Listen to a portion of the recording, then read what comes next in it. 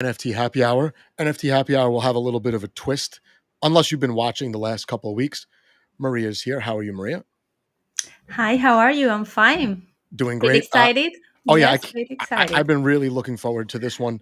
I really interested in ordinals, even more interested in BRC20s. For people that are clicking on this video for the first time, Maria and I spend most of our time exploring DeFi and NFTs, mainly in the Cosmos ecosystem, but we do have a lot of interest outside the Cosmos ecosystem.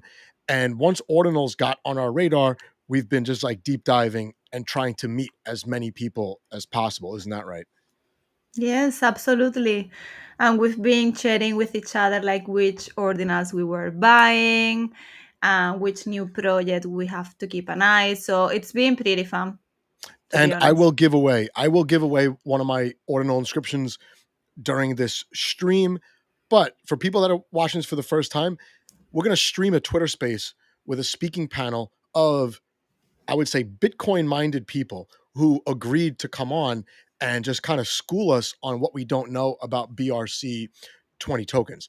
And I think I'm really interested to hear the Bitcoin perspective, because sometimes when you're buried in one ecosystem, it's kind of hard to learn something else, even if you kind of know, you know, what's going on over there. So we'll get firsthand information, and that's the point of this, of course.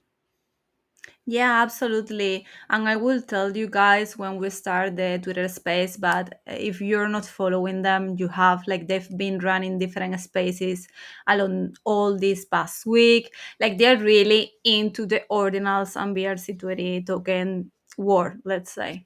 Right. And for people that don't know, um, ordinal inscriptions are being compared to NFTs on Ethereum, but the BRC20s to me are totally different, but they do take advantage of the same ordinal protocol, the same technology. I'm going to bring up the space right now.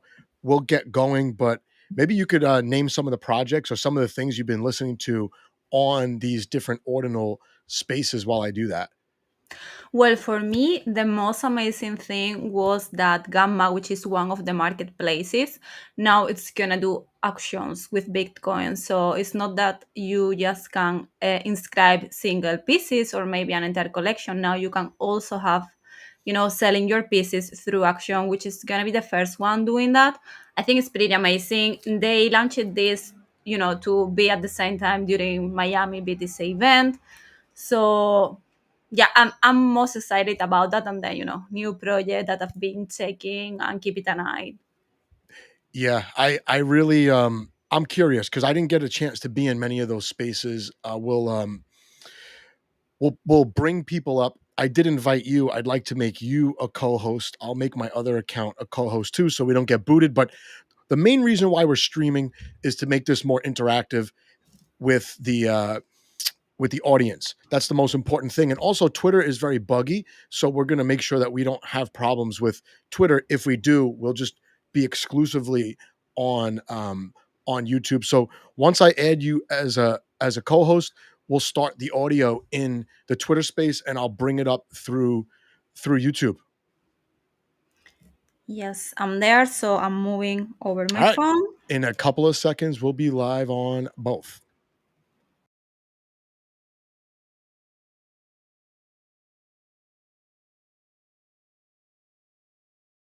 Are requesting already.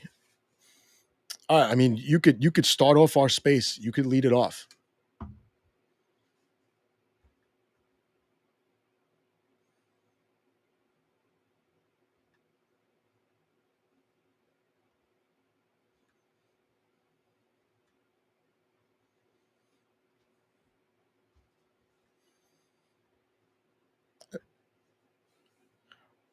I don't think I have your audio, but let's see. Are you there?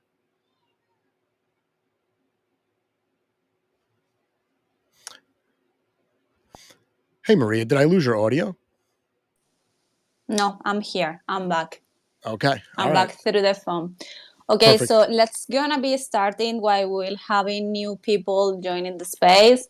So welcome to the new NFT Happy Hour. We're really excited to be here with our third episode of the new show.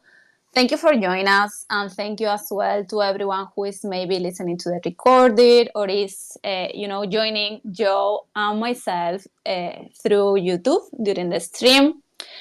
Grab your favorite drinks. Let's get the show started. Today we're gonna talk about BRC20 tokens, which are the native tokens of Bitcoin, and we have a really excited and great speaking panel, right, Joe? Oh, yes, we do. And by the way, for the people that are just joining on the Twitter space, we're streaming this live on YouTube, so you could find it in both places. If you want to watch the replay, you missed the beginning. That's a good way to catch us. We started a few minutes earlier, or if Twitter just rugs, our guests are invited to join us on the YouTube stream. If Twitter rugs really bad, it will take us less than a minute to transition over there. We'll have the chat going, of course. I'll be giving away an ordinal inscription. It's a new format. We're pushing for more interaction. We think we could do it this way. Last week, we actually discussed creator royalties. Maria's an NFT artist, and we had some different ideas about royalties. That was what we talked about last week. Yeah, absolutely. I think that we can agree that, from our discussion last week, that yes, royalties are needed. They are great to get some funds for the project, but also we need to keep in mind that we have to adapt them considering to which kind of project are you launching. As well, I don't know if you were last week with us, guys, but Joe suggested one really clever idea from my point of view, which was also maybe when you're launching a collection, keeping a percentage of the pieces, so then after you sold out, you can continue maybe selling them through auctions, and you can bring like movement to the marketplace, maybe raise the floor. I think it was a really interesting point. So Yeah, my overall view on the on the creator royalties is that if they're serving a specific purpose and the community is still trading the NFTs, I think they're fine. I think there are other ways though that creators can uh, monetize their previous collections without having super high royalties. So I guess it just depends on the situation. I'm the customer. I'm not a creator. I'm not a project founder. So I see the really high creator royalties as a tax if they're not doing much for the collection or for the creator. But from the creator's point of view, obviously, like you're mainly a one of one artist. When when you have a royalty on your collection, it might help you continue to develop and maybe do giveaways and things like that. But sometimes the trading volume is so low, you're not living off the royalties anyway. So we had a big discussion last week. I'll link that below on the YouTube channel. You can watch that. We get into it more at, I would say, halfway through the video. It was interesting though. But for our guests and for anyone who's more focused on Bitcoin, why don't you briefly introduce yourself? I'll introduce myself. We'll get into our expert speaking panel and we'll get right into BRC20s. yeah, absolutely. Before we move to our panel of speaker, which by the way, guys, if you don't know them, I'm telling you, you have to give them a follow. They have been involved in the different Twitter spaces about BRC20 tokens, ordinals, they are really active on the space. But let's gonna introduce ourselves to whoever not knowing me and maybe is joining us for the first time. My name is Maria. I am an artist and illustrator from Spain. I'm also the founder and creator behind Women from Cosmos, which is one of the Genesis project that launched on Stargaze on March 22. Women from Cosmos was as well one of the first NFT art projects to bring one-on-one art to the Cosmos ecosystem and represent women. I'm happy to say that we've been supporting different female creative communities since the very beginning, as well as new projects coming to the ecosystem. We've been also exhibiting in different NFT events like NFT NYC the past month. And yes, we do have an ordinal collection as well. Cool. Yeah, I have one of Maria's inscriptions. My name is Joe. I do a lot of content on YouTube that's education minded, and a lot of interviews with devs and things like that. So that's my angle into the space. As far as inscriptions, I started looking at them closely about a month and a half ago. I made a couple of videos. They're really interesting. BRC20s are a little bit different, but use the same technology, like we said. Um, why don't you talk about your ordinal inscriptions really quick? Oh, okay. Well, basically, as soon as I hear about ordinals, I wanted to jump in because I think, you have to be part of the history, and it was a great movement. I know that nowadays it's more like trendy, but it's been for months already. So I wanted to give our holders the opportunity to jump into the BTC lands with me. I created this collection. It's very limited. It's created with 100% customized pieces. They were choosing their favorite trays. Like the holder actually created 100% every piece, adapted to them, and I've been inscribing them for them. And it's been pretty cool. That gave me the opportunity to actually, put my hands and to really understand how is everything about ordinals. How can you inscribe pieces, everything that you need to keep in mind. So it's been pretty cool. All right. Like I said, I did a couple videos on inscriptions, but these are a little bit different. We're gonna bring up the speakers. They've been waiting patiently to come up and educate us here. But Joe, I basically, don't know if we lost you. You're oh, mute. sorry, I was muted. I was muted. Sorry about that. Yeah, we're gonna bring up the speakers. They've been waiting patiently. We want to get to the questions. Maria and I are not experts on this by any stretch. We are kind of just really intrigued and trying to dig up as much info as we can. We're gonna get the panelists up here. We'll each have questions. We'll do minimal amount of talking and do our commentary at the end when we shift over to YouTube exclusively. But yeah, well, I got a couple yes or no questions, but we have a bunch of deeper questions. We'll have follow up questions. Panelists will be able to respond to each other. These panelists, I see them in Twitter Spaces like 24/7, onboarding people onto this new feature of Bitcoin. Really, it's 24/7. I follow about 10 to 15 Bitcoin accounts, and there are multiple Twitter Spaces around the clock. This is how you get information out to people. You don't tell them go in the Discord and get buried in information. You actually speak to them, have conversations, and that's the goal. That's the goal today. So we have a couple here right now. Maria, I have you as a co-host. If you see anyone else that needs to get a mic, feel free to bring them up. But yeah, I'm really interested in the Ordinal Protocol. BRC20s are more like fungible tokens than they are like NFTs. Like the inscriptions are more similar to NFTs, although not exactly like NFTs, a little bit different. BRC20s for people in the Cosmos ecosystem, which is mainly the audience today, they're more like the project tokens that we see, whether it be a DAO, NFT collection, DeFi protocol, even though there are no protocols really right now on Bitcoin. But this is intriguing because I think it opens up opportunity for expanded functionality. Most people view Bitcoin as money. I don't. I don't view Bitcoin as strictly money. Um, Bitcoin looks like it's expanding beyond that. So even if you do think Bitcoin is just money, I feel like this will open up the kind of open up the floodgates to more innovation. And it's not perfect now, but it's happening really, really, really quickly. So, yeah, Maria, why don't you introduce the ones we have up here now, and then we'll go from there. Yeah, absolutely. So, guys, we have here the ordinal side, BRC20 coins, which seriously, he's been 24/7 in spaces. I appreciate a 24/7. lot because I tend to follow him like constantly with all the news. I would love, guys, for you to give a little introduction about yourself, and also if you can describe us like what are BRC20 tokens for you, why you're bullish, why you're not. Yeah. Hey guys. Thank you for having me up here. And No, thank yeah, you. I was listening to you guys, and yeah, royalties is always a thing, a subject of topic that's true, and I think there's certain things going on in that regard with the Bitcoin ecosystem as well. But the basic gist of it is like Bitcoin had a protocol layer on it, like you said, which is ordinals. And what that allowed to do is basically NFTs to come to Bitcoin in the form of ordinals, and the inscription numbers 1, 2, 3, 4, 5 started. And I think that rolled a lot of people in initially, in my opinion, because there's something about sequentially something and then growing on, This is then true. it expanding to now today it being 8 million, right? And that number is almost exponential in certain ways.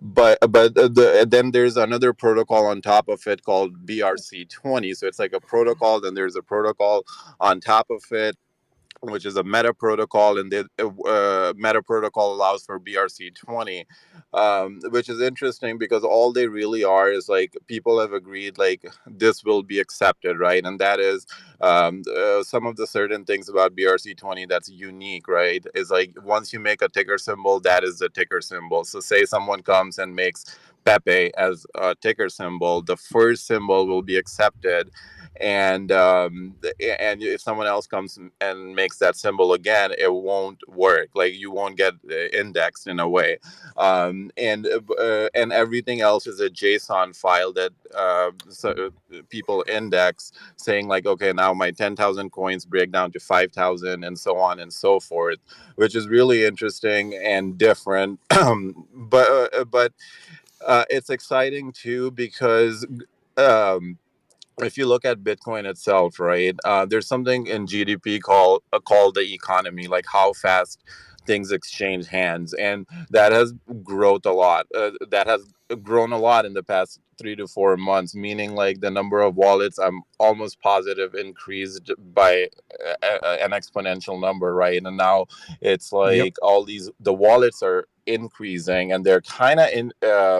Having an economy with sats, really, because yeah, there's a dollar amount, but sats are being exchanged, and that's really interesting, right? So if you uh, there's so much excitement behind it, but if you look at the cumulative market cap, I mean, it's 400 million, right? There's a lot that needs to be done and is unsure, right? Like the indexing right now in OKX, excuse me, came, and I think they're trying to come up with an indexer, but that needs to be decentralized.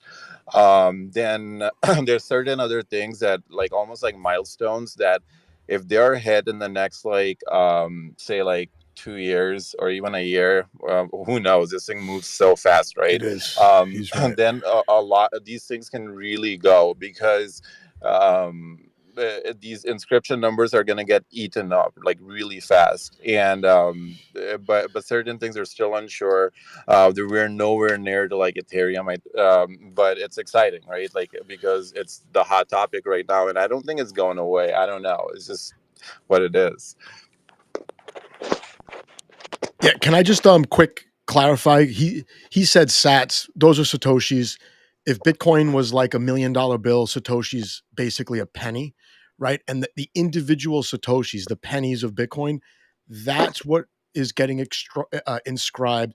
That's what's getting traded around, like he said. And what's really weird is you have a satoshi or a sat. They were all equal to each other. No one cared which satoshis they send in a transaction. They were fungible. You know, we're getting into a situation where certain satoshis, because of what's inscribed on them, they're going to trade for an entire Bitcoin at some point. Like that's probably going to happen if it didn't happen already. So it's a really weird situation. Imagine having a penny and giving it to somebody and getting getting $1 million back, right? That's kind of the exchange rate that we're heading towards. So I just wanted to clarify that. But thanks for that introduction. Appreciate it. I can't wait to ask you guys my questions.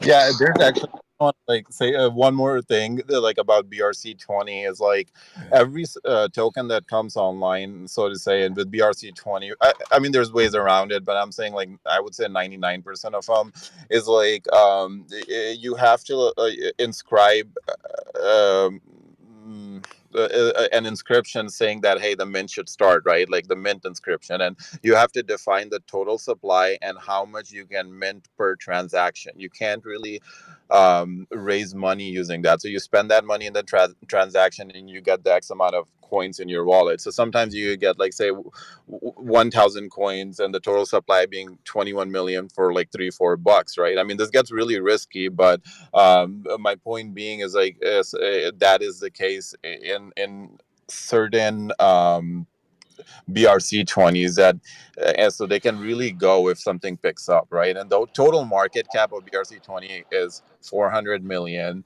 and including Crazy. I think Ordinals too, and 300 million of it is Ordi. So I'm not trying to like. I want you to evaluate your risk here very carefully, obviously, but that is also a reality that I want you to. I mean, I want people to think about, and the transactions are growing. I think like they're growing every day. More and more transactions are happening in Satoshis. So if you extrapolate that to like say the next like real bull market, I mean, we're not. I mean, there's an argument if it's a bull market or not, but every day we're getting closer to it, I would hope, and I think so too. So like where will this economy be, right? Please Like, God. but you have to evaluate everything. There's a lot going on in this space. Like there's a lot of like multi-sig wallets I was hearing that are opening up, which are usually associated with like exchanges and things like that. So the real adoption, it can change real fast, and it could be exponentially more if it does go in that direction. Yeah, I mean, I'm a big Bitcoin bull, even though I dabble a lot in altcoins. But we've got BRC20 coins here also. Why don't you like Ordinal Side did brief introduction, and then Maria's question was what are BRC20 tokens for you? Why are you bullish or cautious or whatever your stance is right now? Sure. Can everyone hear me? We got you. Yep. Cool. Thanks for having me on. I appreciate it. I see a lot of familiar faces in the crowd from our spaces. I'll get into that later. I'm not going to show myself. So I appreciate you guys having me up here. I made this account. I just lost him. I just canceled it. So I made this account mainly for awareness. When I first got into BRC20s, you know, I was in early. You know, I watched Ordi mint out. I do own a small Ordi bag, but I watched it mint out. Like, what is this? What's this going to be? And then I kind of aped into meme from there, knowing what was happening with Bitcoin. You know, it's not that shiny piece of gold sitting in your gun safe anymore. You know, you can actually use it. So that's a good one. you know, I started minting these out. I don't know how much Bitcoin I probably gave away to miners and wasted on inscriptions and learning, you know, how to do transfer inscriptions. Basically, back in, you know, March and April, a lot of the tools that are out now aren't out. So, you know, in order to make a transfer inscription, you had to literally put that code into like a site, looksordinal.com, and create that transfer inscription, where now like on Ordinals Wallet or Unisat, you can literally, you know, list your coin and it creates that transfer inscription for you. So to back on that, people are probably like, what's a transfer inscription? When you mint a BRC20 at a $0 market cap and you're just paying the sats, which is the gas fees for Bitcoin, you know, that's a mint contract, and they're not transferable until you make them a transferable inscription. So in that regards, that's what you do. And to touch on what Ordinals was saying, you can deploy them. So there are deployers behind these contracts. There's companies. So to touch more on BRC20s, that's why I think it can be bullish. If you look at the overall picture, you know, Bitcoin's $600 billion market cap. So it's one of the biggest banks in the world. You know, you can take all the banks combined and put their money together. It doesn't equal Bitcoin. Well, now you've just created an exchange on Bitcoin to have money. So, you know, Nike can create a product with their coin. Oh, hey, you know, if you hold Nike coins, you can buy shit on our website for 20% off. Yeah. You know, this is all examples, by the way, and not financial advice. So I don't speak for Nike. I'm using them as an example since there was a Nike coin. You know, companies can use that in that regards. There can be a lot of things that can be put into play, and I can let you guys use your imagination with that, because we can talk for hours like we do on our spaces at night. But in that regards, you know, you've got contracts, you've got businesses that can implement money. You're basically taking it away from those banks and controlling it. It's financial freedom at its finest, and this is all in Satoshi's white paper, which kind of lines it out. And then to top it off, you know, you've got your ordinals. Well, there's also parent and children ordinals, so you can actually take an NFT collection, and if it's your main collection, that's the parent, and you can break that down into child's. And I'm not much of a dev, so I can't talk technical in that regards. But if you do hop in our spaces, which we host every single night, we have devs come in and they can break that down further on what those implement. But the Satoshis, what Joe was kind of speaking on, I look at some of these too, like your Pokemon cards or your playing cards, right? There's an N286 coin right now. It's been minted out. I think it's trading at 4 cents. Well, that was deployed on block 286, which is a vintage block. And it's also was a block used by Satoshi himself. So if you use ord.io and check these rarities of these coins, that's the other thing with BRC is you can now actually own a piece of history. There's the HAL for HAL. There's his coin, and that's actually minted on block 78, which is one of the earliest blocks available for coins. So you can own parts of history as well, which there's a lot of Ordinals collections that are going out on rare sats, the Satoshi's fractions of Bitcoin. So you've got that digital art that's in the world that's now on one of the most secure decentralized assets in the world. So that's why I'm bullish on it, and I can speak on this for days. But again, there is a risk reward with everything. But for indexers, we're working on that. If you guys don't know, we've got an indexer. I've got a team of devs. It's BRC20 insider.com. The market cap is right around 440 million, I think, right now. It does show volume. It's like a 1.7 million over the last 24 hours. There's 25,000 tokens minted out. And to put that in perspective, there's over 450,000 on the Ethereum chain. So 25,000, 450,000, Bitcoin's back.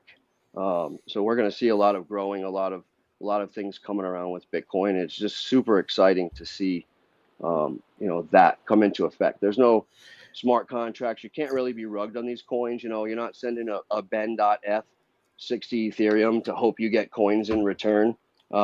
When that contract's out with these, they're fair mints. You deploy a contract, you've got to spend your own money to get those coins and everyone else. So you can see a lot of these tickers. You can look right at everything. It shows every wallet, what everyone's holding, and the percentage of these. There are companies that have minted out their own supply, but I think like Unisat did that, but they may be doing an airdrop for their customers. I think OrdSwap came out and did it. They minted their entire 200 million coin supply, and they're going to airdrop their coins to their customers using their platform. So there's a lot of ways you can use this utility, and it's still growing. We've got, I think I saw 2 dexes released. We've got Alex obviously in the Xverse wallet that's got a dex that you can now trade BRC20s with BRC20s. I know Bundy just launched one called OmniSats, I believe, which is another one that's in the works. There's more marketplaces. So there's a lot of things being built on Bitcoin, and just excited to see the market grow with tools coming out. So. Oh yeah. In the beginning, I was looking at inscriptions and I didn't even know where to go, but it seems like some of these tools appeared really fast, and I guess I shouldn't be surprised because it's Bitcoin, right? Biggest market cap, probably the biggest community by far. Yeah, I can tell you when I was trying to go do transfer inscriptions, because when I first minted, I was like, how the hell do I sell these things? And I must have been on Discord for like 2 days until a dev's like, bro, you got to go here and you got to do this. And then I made up a big written tutorial on this is what you've got to do. Now, like I said, the process is so much easier, and I'm not a YouTuber, and there's been videos that come out. So I share that information, from my followers and people that are putting it out there for anyone new coming in, so they don't get screwed over and they know what to do, and they don't waste their Bitcoin like I did on trial and error. So I could put that information out to the community, so they know how to do the right thing. And that's one of the reasons why we hold our spaces. I know, Joe, you've been in there, Maria's been in there, and a lot of you all in the crowd here have been in there, and I appreciate each and every one of you. And we onboard people every night. There's so many people. How do we get on BRC20s? And you'll have those scammers, send me a DM and send me your money and I'll buy them. No, we do it right on there. We give the the verbal verbiage, I guess. I don't know. Sorry, I just smoked a joint. So it's one of those where we help onboard right here live with people. How do I buy a Bitcoin frog? How can I buy an ordinal? We help them right then and there, so no one's getting scammed, and we love doing it. So that's really cool. I appreciate you guys having us up here. Yeah, for people that are in the audience, and I see like more than half of them are people who spend most of their time in the Cosmos ecosystem, which is about 50 smaller blockchains, DeFi, NFTs, whatever the case might be. I think I want to give you guys like some like kind of rapid fire yes, no, or just one word answer questions to kind of act like a primer for the audience. And if anyone just joined, we're talking about BRC20 tokens. They're related to ordinal inscriptions on Bitcoin, but a little bit different. So, yeah, if you guys can just give a one-word answer, and then we'll follow up if we need to. But is it helpful to think of BRC20 tokens as analogous to ERC20 project tokens on Ethereum? What do you guys think? Am I comparing it to Ethereum? Is that what you're asking me? Or just saying if BRC20 tokens are analogous to ERC20 tokens on Ethereum? I think from a smart contract perspective, no. Yeah, But no. tradable perspective, yes. Okay. And do you agree with that? BRC20 coins? Correct, yeah, because there's no smart contracts on these. Now, obviously, people are hearing of other protocols coming out in Bitcoin, and I'm sure there will be. With BRCs, there is no smart contract. Like, you can't have 15 Pepe coins. You can't have 30 Doge coins. It's once that ticker's minted out, that's it. There's only one name of that ticker. So, Got yes, it. correct. Okay. I like how he just breezes over. Oh, there'll be smart contracts on Bitcoin. I mean, that's like the most. It kind of is with the ORCs. And I'm not going to get into that because I'm not a fan. You can literally edit those contracts as they're there and just rug your holders by changing the supply. So they're out there, but they're not being implemented, and people are still working on them. So it's really not Bitcoin when it's that way. So the BRC20s are going to keep growing with Domo taking care of the protocol. So Got it. All right. My next question is: each BRC20 token associated with a single Satoshi, like the way the inscriptions are? That part's a little hard for me to understand. Curious about that.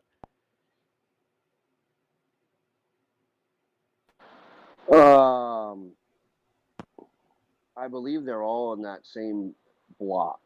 So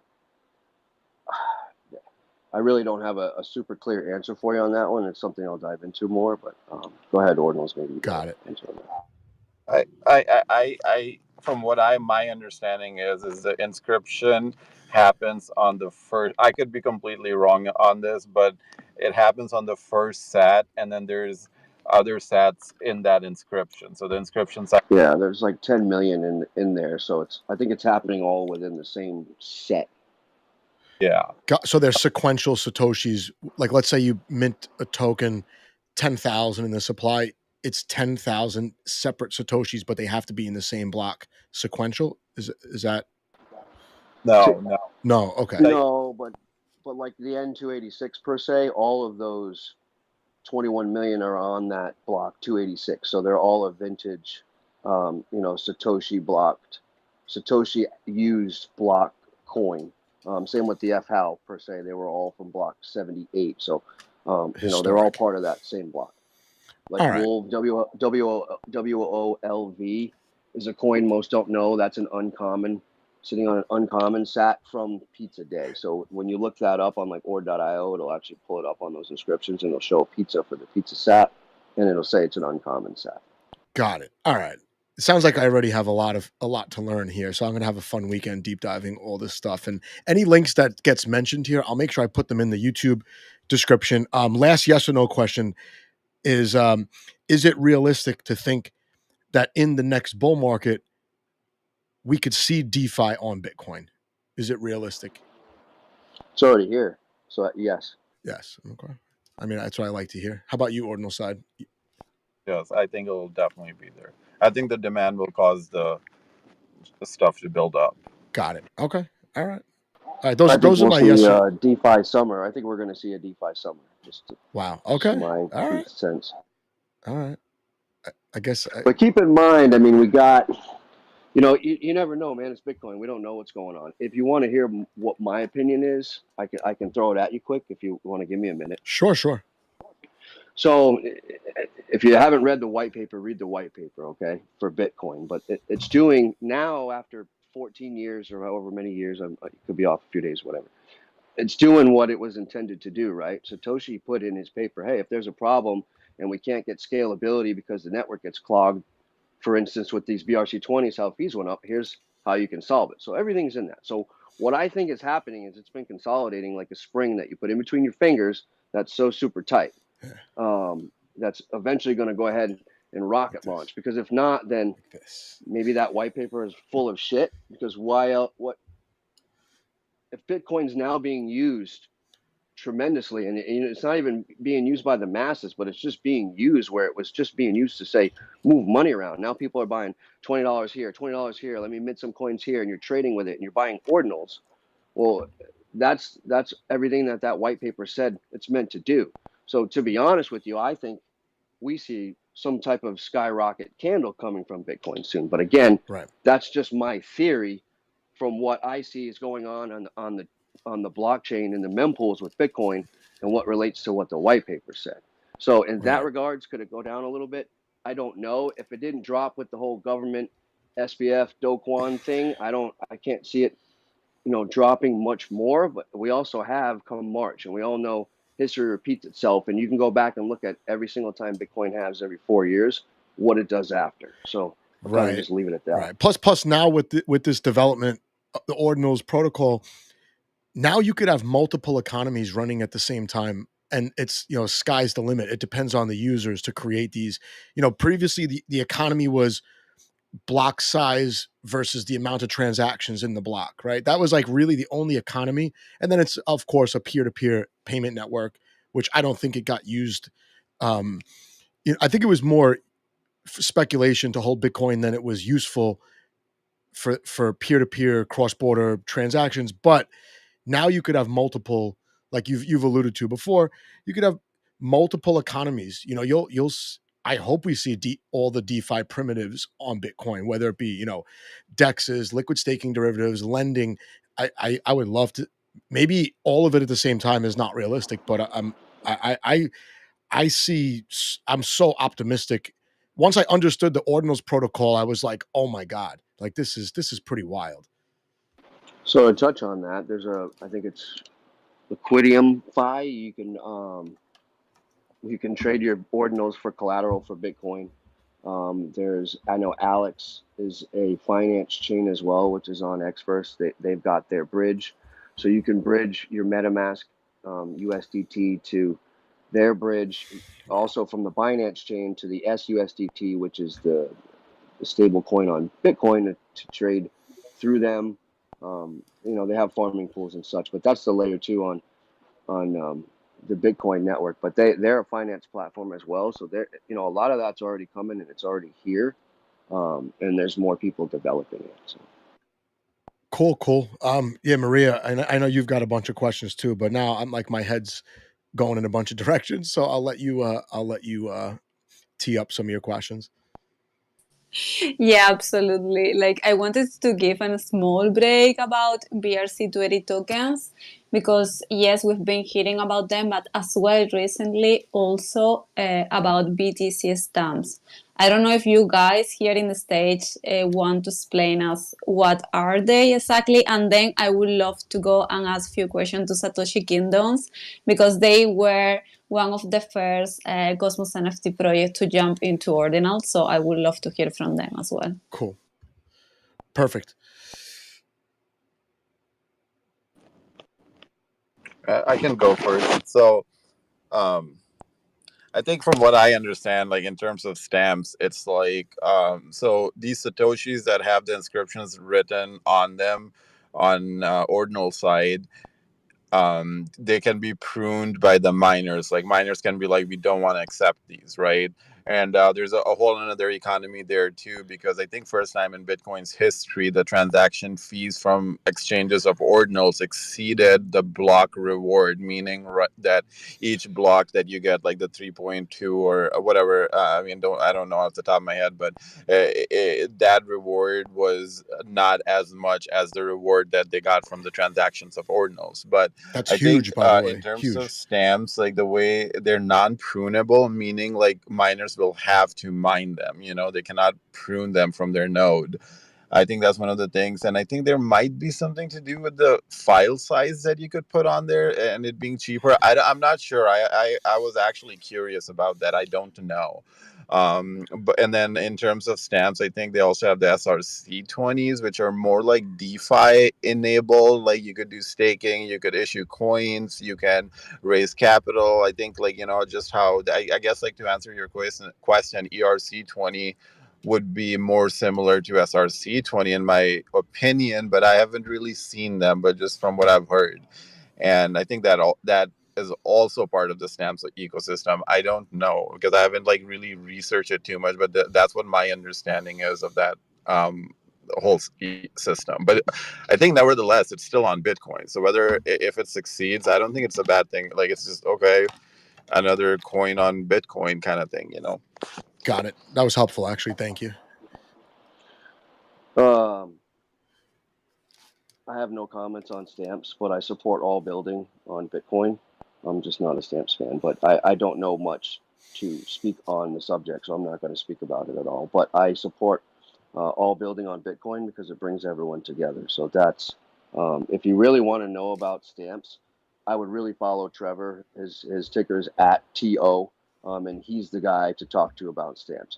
A lot of times we'll go in his spaces and ribbit at him, but we're all good friends with Trevor, and he's the guy that you want to talk to about stamps.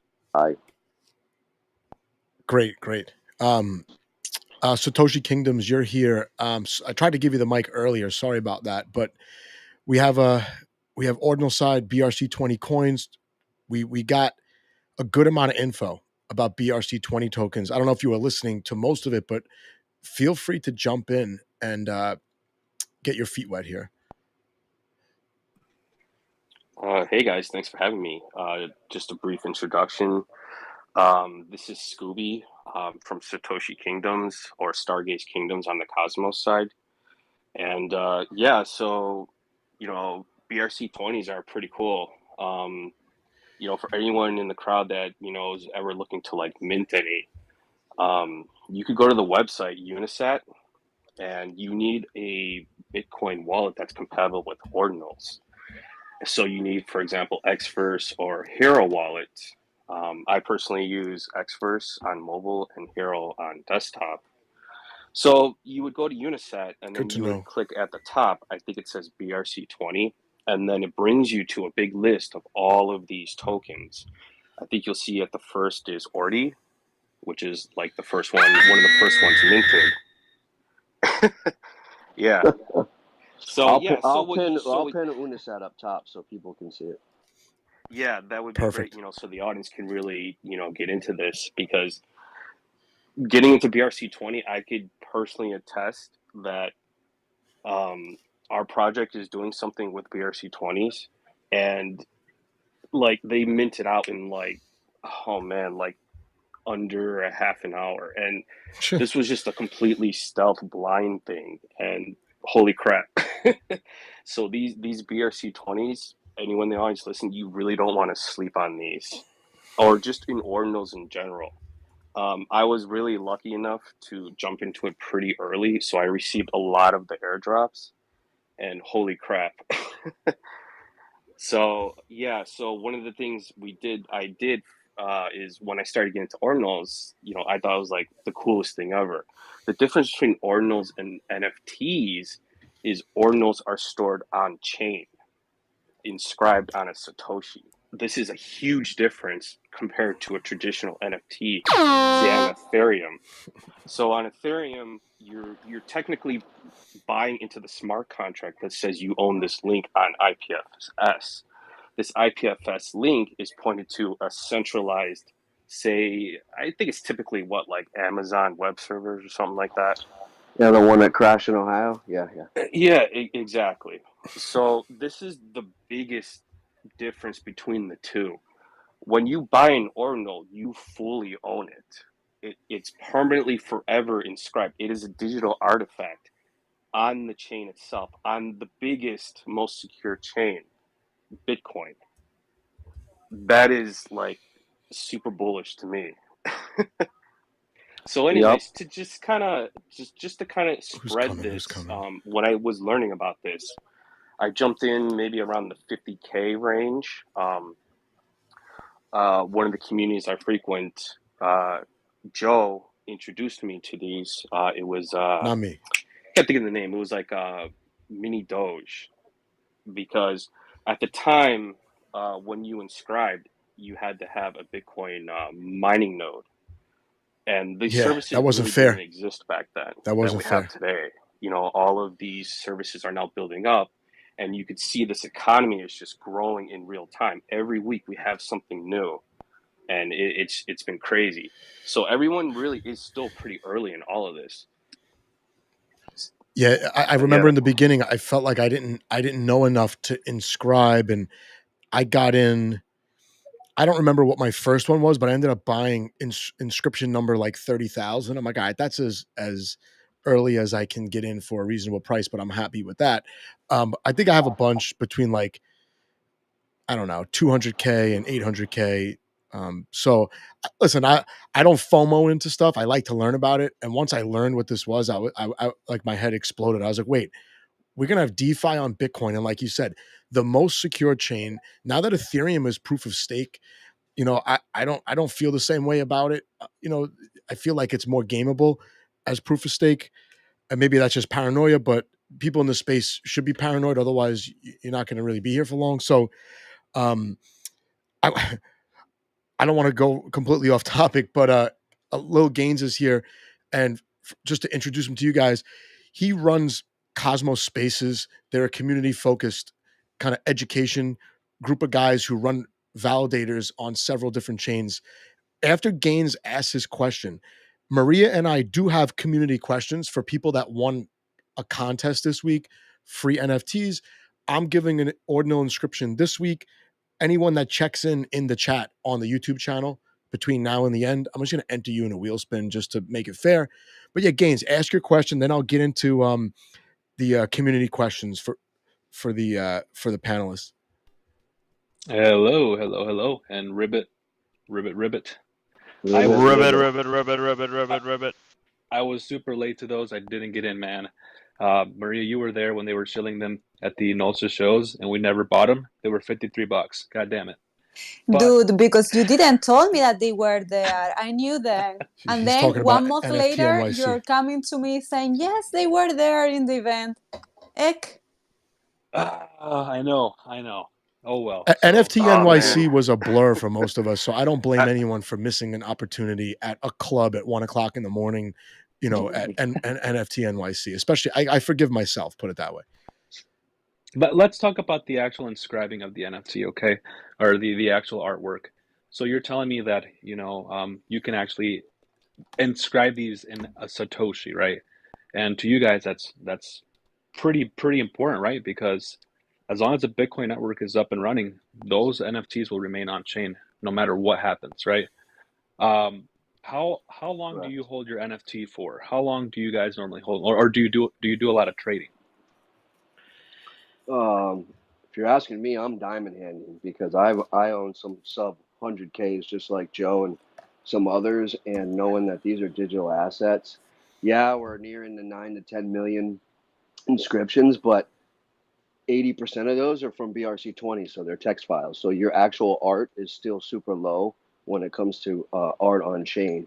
And as you said, it's on chain, and you can't do what Goblin Town or whatever somebody did and go into your contract and make it a middle finger, and your NFT is a middle finger now. So your art is your art. So I mean, that's kind of touch on that one. I'll let others Awesome. speak. Okay, now that you said that, how much quality is in the art? Let's talk about the pixel size. How big is the actual art that you're allowed to inscribe?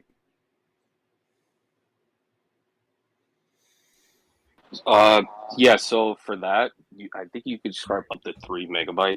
So traditionally, the art is tiny. So we're talking It's like 4 megs per block. So usually, I think it's like 4 kilobytes maybe. I don't know. I haven't inscribed a lot of art to give that away. yeah, the limit is 4 MB just because that's the actual inscription limit for the memory size.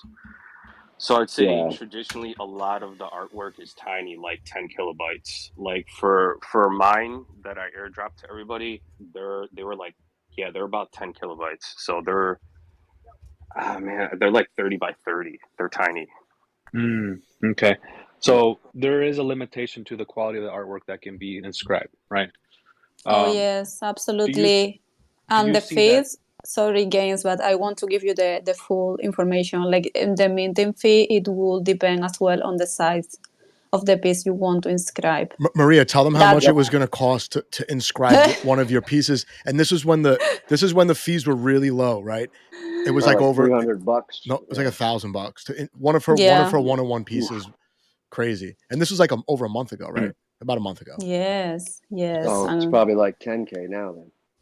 yeah, it's it's a whole crazy. I've been Bitcoin. trying to inscribe a new one for a week, and it's not happening. It's not happening. But you have to keep in mind that because, for example, pixel art is easy to reduce, and they can be like 35 by 35. But for example, my illustration, they tend to be 2000 by 2000. So in that sense, you really need to play around that. Gotcha. All right, so we're already kind of being limited on the type of artwork that we can upload on the Bitcoin network. Do you see that as a problem moving forward as the space, gets bigger and bigger, or do you see that maybe we're going to fork the chain and increase the block size? What's happening right now in the community and the developer world of Bitcoin? So what I've seen personally is that instead of the projects footing the bill for the inscriptions, it's now becoming free mints, and the community itself inscribes it. So they're kind of footing the bill for the cost. So if the project itself wants to have higher quality resolution artwork, they can, but now the minter is now usually the one that pays the price. From what I've seen, the trend is. It's But also in comparison, costing more now. yeah, exactly. So I think like the fees are usually maybe about 16 to $20, and then under like extreme gas fee or network congestion, I should say, the sats could be like in the 200 range, and then the fees like $50.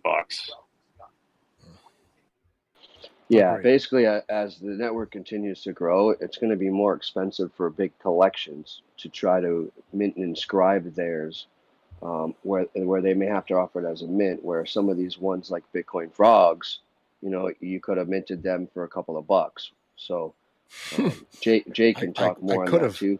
Jake's one of my co-host guys for our spaces that we do every night, helping people on board and letting people come up and ask questions on what to do. And without Jake, my show wouldn't be there. My other co-host may come in later. He always loves to come fashionably late. So, but yeah. GM. What's up, guys? Thanks for having me up here. I don't know if you guys have talked about it already, but let me just give you a brief rundown on why I think Ordinals is here to stay and why I think there is an actual community and everything is heating up, because I've been it since the start and I've seen what's happening, and let me talk more about it to get you guys some alpha as well while I'm at it. So basically what happens is you literally have ordinals. I'll just start with why people moved away from Bitcoin into all these side chains, to layer 2s, to all these other blockchains. The reason why they went away from Bitcoin was because they wanted to do cool shit. They wanted JPEGs, they wanted smart contracts, they wanted DeFi, they wanted all these applications, right? So Bitcoin didn't have that. It was a Dino chain. Like it didn't have none of this stuff before. So now what's happening is people are realizing, now you can have all this stuff being built on Bitcoin. So you literally have an actual on-chain economy that is literally being built right now as we speak. And it's being built on such a scale that I have never seen any other blockchain being built on this type of scale. Like I'm talking developers are rushing like it's gold rush.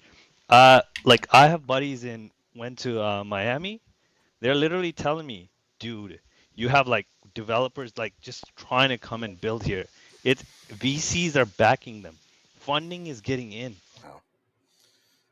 And it's just like such a growth that's going on right now. Like you can't even take a day off. You literally can't take a day off because what are we you're doing gonna in miss Cosmos? something huge that's about to come out.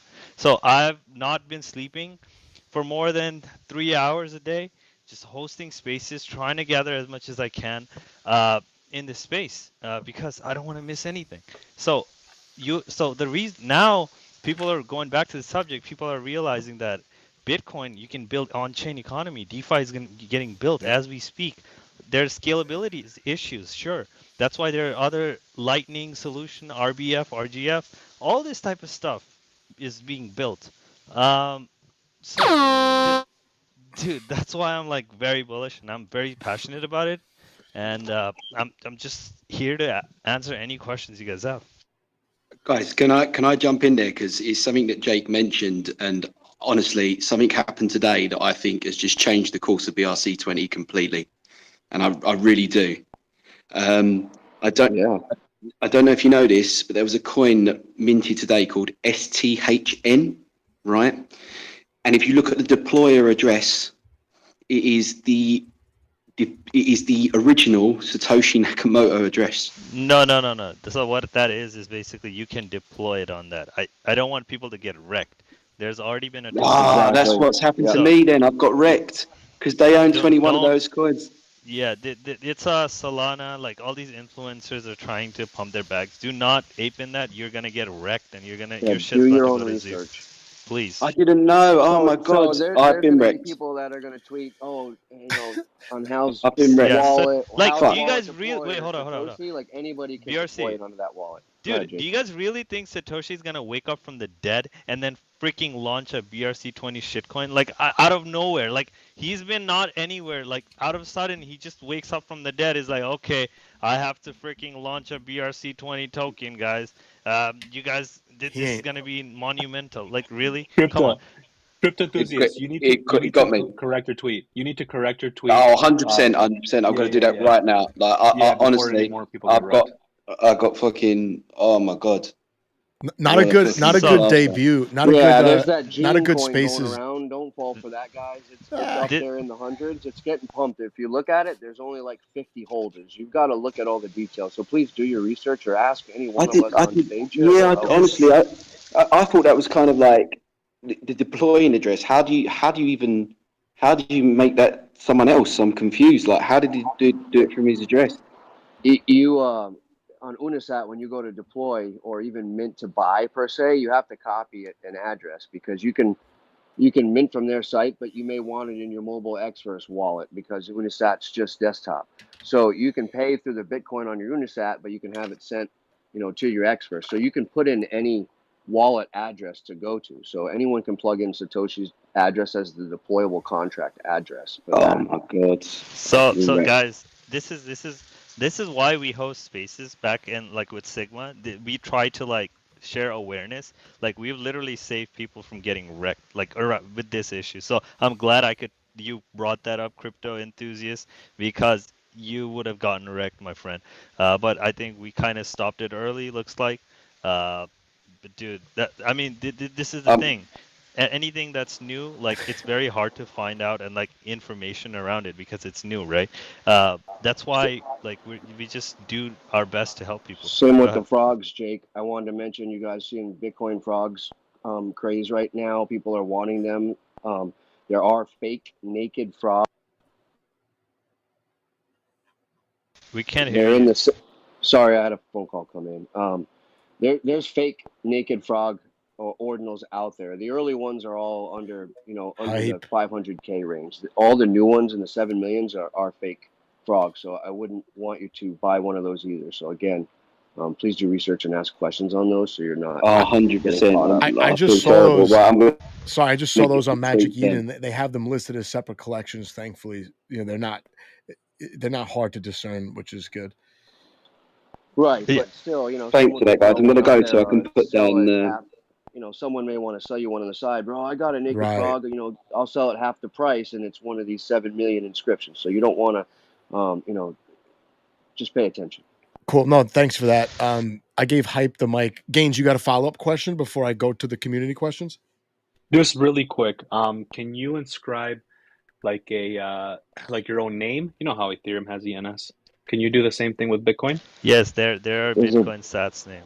You There's can't do it. .btcs, which is on Xverse. You have to have stacks, but you just go to Guys, I'm getting. btc.us and it's two He got wrecked. FTX I'm coins getting for wrecked. 5 years, and only one person can have that .btc name. And there's also .sats names, but I believe the .btc may have more use cases to implement, like website domains, wallets, which are already implemented, and such. So yes. I swear, Joe, if you fucking steal my name, dude, I'm gonna be pissed. Come All right, on, I'm man. front running him right now. I'm not taking your name. Oh, not that many people know your real name, but I'm pretty sure your name's taken, buddy. I can tell you most first names are probably taken, but you know what? It doesn't hurt to go in there and plug it in and see if it works. Okay. You said btc.us? Correct. Okay. Thanks. Well, one more thing I wanted to add before you go, NFT happy hour.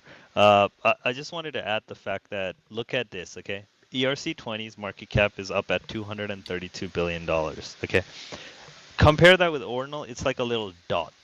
Like, and this is on Bitcoin, where it has the most liquidity, like out of any other coins. I always say, look at 5% of 5% of market cap of Bitcoin, which is around $5.6 billion. Just imagine that in liquidity coming into the on-chain economy via DeFi applications, via just into ordinals, via into BRC20s. Like it's gonna shake stuff up, and it's gonna be massive. And I'm all here for I it. agree. No, I agree. And you know, we deal with all proof of stake chains in the Cosmos ecosystem, and a lot of those tokens are bonded. They're not even liquid, right? So we're going through this like liquid staking derivative renaissance, which I don't love, but I understand if you're bonding tokens, now there's no liquidity on the chain.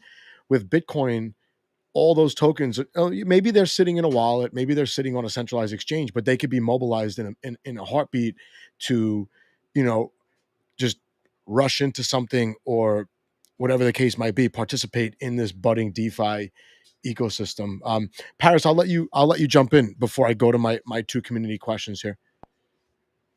Hey, yeah, guys, I wanted just to Ribbit add Paris. Ribbit Jake, what's up? Wanted to add in like Jake, the Sigma Spaces is where I've learned most of the news with BRC20 and Ribbit. Ordinals, Ribbit, and wanted just to put my take in as an artist, an early artist who's inscribed, and I heard you guys were talking about art and just the capabilities.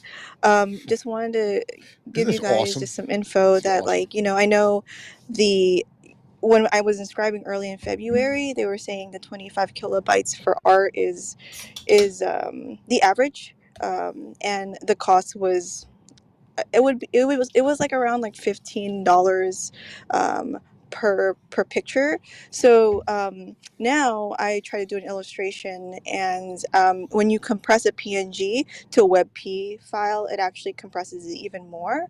So that helps with the fees, but the same file was at least 5x now. So just in comparison of prices. Oh wow. So just wanted to give my take on the art side of the conversation. So That's really helpful. Really, really helpful.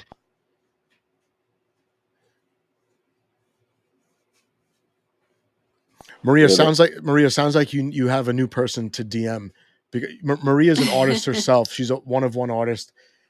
She's got tons of collabs. She's involved in probably a dozen collections on multiple blockchains. So I'm sure you'll be getting DMs from her in the next few minutes probably.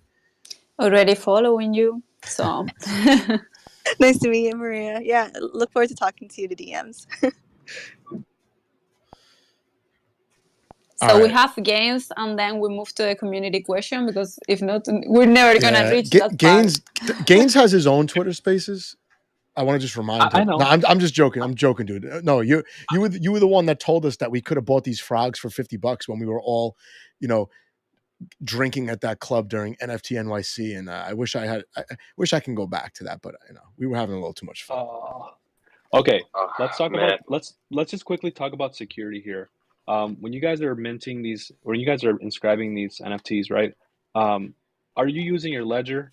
Are these extensions wallets using ledger, or are they holding your private keys. So let's talk about security. That's very important. I don't want Bitcoin to get Sure. drained. So basically, when I use Xverse personally, this is all permissionless and it's trustless. So they don't hold any of your keys. You hold your keys. So there are some wallets where it's a browser-based thing where they hold your keys. So just know like what wallet to use. And if you're a beginner and coming into crypto, I recommend Xverse the most, even though I'm not sponsored by them. But yeah, Xverse is the stuff. Ribbit. Oh, we have our Uh-oh. fellow frog tard in here. Yes, Tendy, here. Hello, sir. Frog Lord Commander. How Been a you little doing? bit busy tonight. What's good, everybody? Ribbit. Good to We're have talking you. about stamp accessories. We're talking about wallets and security. Someone did Ledger, bring up Ledger. All right, we stamps, would and show you I sent Xverse the wallet, PO. but they won't give us the sponsor. So I'm going to tell you Xverse, Unisat. Hero's also an alright wallet, but Xverse and Unisat's fine. Yeah, BRC20 coins are fucking dope, and I like frogs. Okay, Ribbit. well we haven't found the actual like wallet that uses a ledger or a hardware wallet. Which one can I use with a hardware wallet? You can use Sparrow with your hardware wallet. All right, cool. That's a good question. I had that here as well. So thanks for asking that, man. Sparrow. Let me go to the two questions that we picked, Maria, from the contest last week. This is actually a good question. It's worded a lot better than the way I was going to ask it, so I'm happy. Chaosmos89 asked, with the fees of the Bitcoin blockchain going through the roof, retail would have a high barrier for entry. What would you suggest to help gain traction with retail that might be scared away from the high fees? So we'll go right down the line. Each person can comment. There's a period of time pretty much every week where the fees go down to like at least 20 sats of eByte. I mean, you're probably never going to see 5 to 10 sats of eByte ever again. I mean, we got lucky in that Goldilocks zone that there was really no active on-chain inscribing or transactions at the rate there is right now. I don't think high fee rates would be scaring anyone away, because even at the current fee rates, to make a transaction is not that expensive. To actually inscribe a high res or high quality collection, that's where it kind of gets expensive. So yeah, like minting new collections is going to have a premium unless you find a way to compress your files, convert from JPEG to WebP and try to really compress the file as well as possible, and then choose a low fee rate time. But there's also the caveat of using Lightning to mint. So you could have your customer or investor or NFT inscription desirer go and pay in Lightning first, and that kind of, there's certain services to do this: Inscribing Now, DZ, Ordinals Bot, all of which take the payment, confirm the payment, and then inscribe at a convenient time at a specific fee rate. That way, there's not really inflated fees and you're not paying too much. But the cool thing is, say you choose a fee rate that's too low and it's in the purge range of transactions that get purged from the mempool, very similar to failed transactions on Ethereum. The transaction won't go through, but unlike Ethereum or other chains, like you get a refund. So like you immediately get your fees back if you get purged from the mempool, which is really kind of cool. It also creates kind of a competitive environment for minting BRC20s or even inscribing collections before the next person. You can jack your fee rate up and be first in line, which kind of creates this first come first serve incentive. But for newcomers, there's really not so much of a barrier to entry. I mean, some of these collections that the blue chips and higher range ones really aren't that expensive in comparison to Ethereum chains. I mean, you're talking like Polygon NFTs and shit like that. Yeah, of course, it's not pennies, dollars and pennies, but you're looking at the most sound peer-to-peer file system in all of existence. So in an essence, it's digital real estate that's like extremely valuable because it is block space that is forever going to be occupied with your JPEGs, videos, whatever the fuck you put on there. Which in reality is like a really large message to the public that we literally have the most immutable peer-to-peer file system in all of existence. And the really cool thing about Bitcoin NFTs or inscriptions is they can't be wiped from some random AWS server in Ohio at any given time. So it's not relying on IPFS, Arweave, or any of these like random centralized entities. It's literally forced to be synced to every node that spins up for all of existence. They can run the stupid or ignore fucking patch type shit, but all that is covering their eyes when their node still syncs the JPEG. So in reality, like the thing that everybody should recognize as what makes Ordinals and BRC20s bullish is it's immutable. Like it's forever. And as long as the time chain exists, as long as Bitcoin exists, which without Bitcoin, none of these other chains would ever exist. It will always be there. So I make the joke about the Soapy Booba and the frogs that like, yeah, my wife's tits are immutable on the blockchain forever. And they are. So, 100 years from now, 200 years from now, as long as Bitcoin software is able to be used, my wife's tits will forever be on the blockchain. Kind of fucking cool. Ribbit. Also ribbit. Hey, but Tandy did drop an alpha, guys. So what he means is like if costs are going higher and higher, and it's higher to inscribe, what does that make all these early collections that are already out, that have already been out there? So yeah, I was going to say that's priced in. It seems to be priced into the secondary market. To inscribe my wife's tits to the blockchain when I first did it. Literally $3, and it is a pretty high quality image, right? So today it would cost me around $550 to $560 at the current fee rate. So if the fee rates are going to ever increase, and after the halving when block rewards are decreased, and fee rates are through the fucking roof, the picture of my wife's tits will be worth substantially more money in comparison to the current fee rates. So if you're talking about barrier to entry, or even just people getting their foot in the door, buy a collection that's already in existence. Buy something that represents digital real estate that's already being, because it's going to just gain value in time. You can go ahead and inscribe something, but you have to consider that it's going to, in time, no matter what, even if there's not speculative value over it, that real estate's going to be valuable.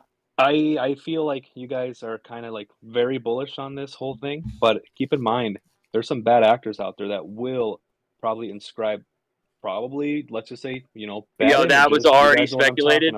That was already speculated. There's an answer to this. Like, yeah, the maxis already tried to use that argument 4 months ago. And to be very clear, the indexers are what relies on what is able to be seen for ordinals. So yes, bad actors can potentially try to inscribe something. But here's the caveat. There's nothing anonymous on Bitcoin. That someone will recognize where that wallet, what wallet inscribed it. And since some of these people are using centralized services or even spinning up their own nodes that is connected to literally their internet. I mean, they could do it from another server, but you also then have to consider you have to load that illegal content onto an AWS server or a Google server that is then hosting that absolutely illegal content, and then you're inscribing. So in essence, there's always a paper trail. There's always a chain of transactions that will lead to the source, and there's less of an incentive to do that.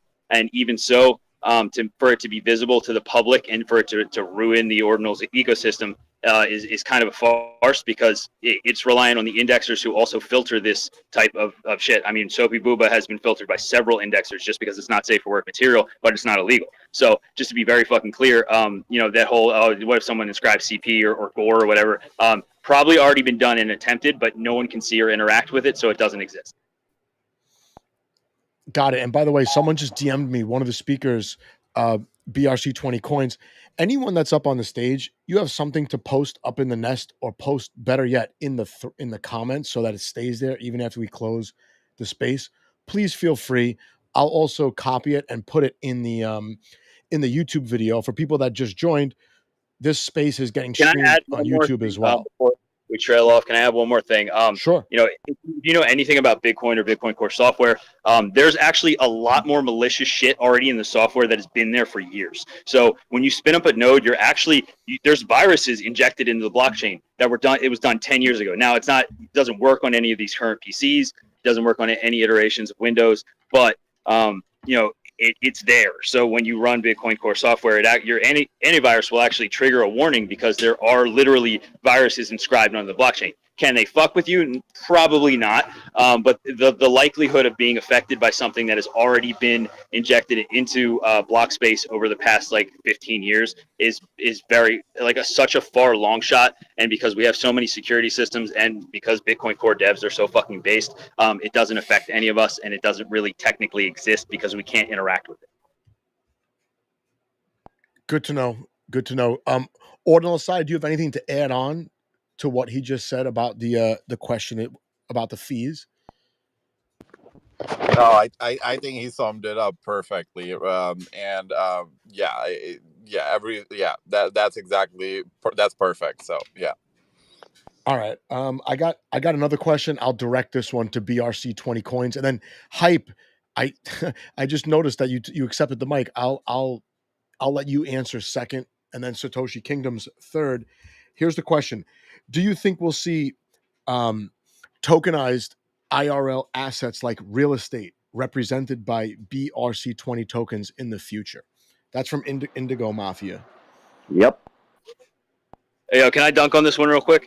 I'm dunking Yep. on this one real quick. Go ahead. All right. To be very clear, BRC20 is a dog shit iteration of a shit coin. And, even if you look at the GitHub, it literally says it probably has no value. So it is all really speculative. But it's unruggable, and it is a community minting consensus. So essentially, you don't have smart contracts that can pull liquidity. You don't have delegation of large wallets immediately based on the smart contract deployment, because you can see live based on the transactions who's minting, how much they have, and the like. So to say there would be possibly IRL physical items actually tied to, like, real estate tied to BRC20 tokens is kind of a long shot, but I can iterate that there's a good chance that maybe wills or certain court documents or things that need to be forcefully immutable. So like I like to use like Tiananmen Square as a reference. So like if realistically China wanted to wipe that historical information off the map and really claim it never happened, we can even use the Holocaust as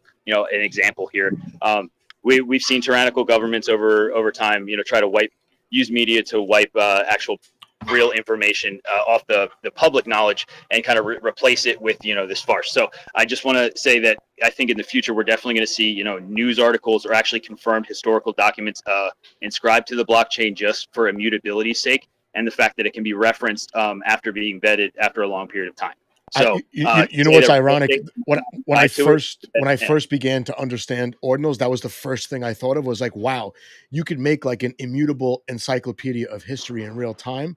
I didn't think that people were gonna jump to like monkey pictures, right? With ordinal inscriptions. So I'm actually, that's pretty interesting that you would go there, because that's where my mind went first. Because there was actually a project working before BRC20s went crazy, so like it kind of got glossed over, but there's actually like quite a few really based teams trying to literally document all, like, a majority of history, whether it be American history, global history, world culture history, and that way, maybe in the future, if Bitcoin is the future of finance or the future of peer-to-peer file systems, that there's a good chance it's going to be referenced, just as immutable fact. So I think the BRC20 token and picture inscription, PFPs and shit, it's cool and it's fun and it's great, but I think there's a lot better use cases for inscriptions, and the fact that it's such an open community, open source protocol where anybody can come in and build things and participate. It's kind of up to the next users to decide if they're going to build that. And I think that's something that should make anyone on any other chain bullish, because if you have the idea to build or the incentive to build, you can come over to Bitcoin, learn about Bitcoin, and build on Bitcoin, and not have to rely on any other chains or centralized entity to fleece you for a bag. All right, BRC20 coins, I'll let you jump in and comment on real world assets being tokenized using this BRC20 protocol. Tendy kind of hit on that. I mean, the other things you can probably put in there is you can, if you start doing encrypted things, you can end up doing deeds to properties and shit like that. So less paper trails, but Tendy hit on most of those things I would touch on. Cool. Sorry, I didn't mean to steal your thunder there, bro. I get a little excited over these kind of questions. Hey, bro, you're good. It's an exciting time. What can we say? Grip it and ribbit. Ribbit. Hype, you want to chime in? The question was, what do I think about real world assets? If we'll see them, yeah. I could see. I don't know about like going out like that. Like as far as like real like we're talking about titles and deeds to like houses. I don't know if BRC20s are like scalable like that. I'm kind of more bullish on SRC20s right now. I'm not gonna lie. Oh, we're talking about stamps. The stamps, man. This is Bruh, Trevor hit you with a rare oh, stamp drop. oh Got my you. fucking god! Are we having a stamps All this giveaway? shit is getting swept up right now, bro. I spent $125 yesterday. Tell me why I'm up on each NFT. Yo, someone like got this man with the $300. stamps. Nah, y'all motherfuckers. Hey, let me ask you: does the post office still use stamps, bro? I don't know, bro. I haven't used the post office in like 10 years. Exactly. Anyway, I like this conversation. I got nothing against stamps. I like this Counterparty, conversation because the barrier entry for ordinals is getting kind of high. So right now, what people are going to do is they're going to start sorting out different ways to get in this ecosystem, and SRC20s right now is the way to go. Can I just jump in? Let me just jump in. Or go ahead. I can make a suggestion too. If you're going to get involved, find a creative way to get involved. Like text inscriptions are cheap, BRC20s are cheap, and if you find like a cool creative way to make your project around that, like I coincidentally inscribe the word Soapy Booba at least once a day, not to inflate my wallet quantity of inscriptions, but just because I think it's funny and I can hand them out to people. But some people are actually working on like BRC20 games using like literally deployed tokens and things they mint out, where if you interact in something off of chain, then you're rewarded with these tokens that are on chain. So like if you can, there's not really as much of a barrier of entry as there is a barrier of creativity. So if you can find a creative way to actually interact with the chain, the sky's the limit. So that's just something I wanted to mention. Like some people are doing cool things with like text inscriptions that are literally pennies on the dollar, and it's fun and it's cool and creative, and everybody likes the fun new shit. So if you find a cool way to interact, I'm bullish on you.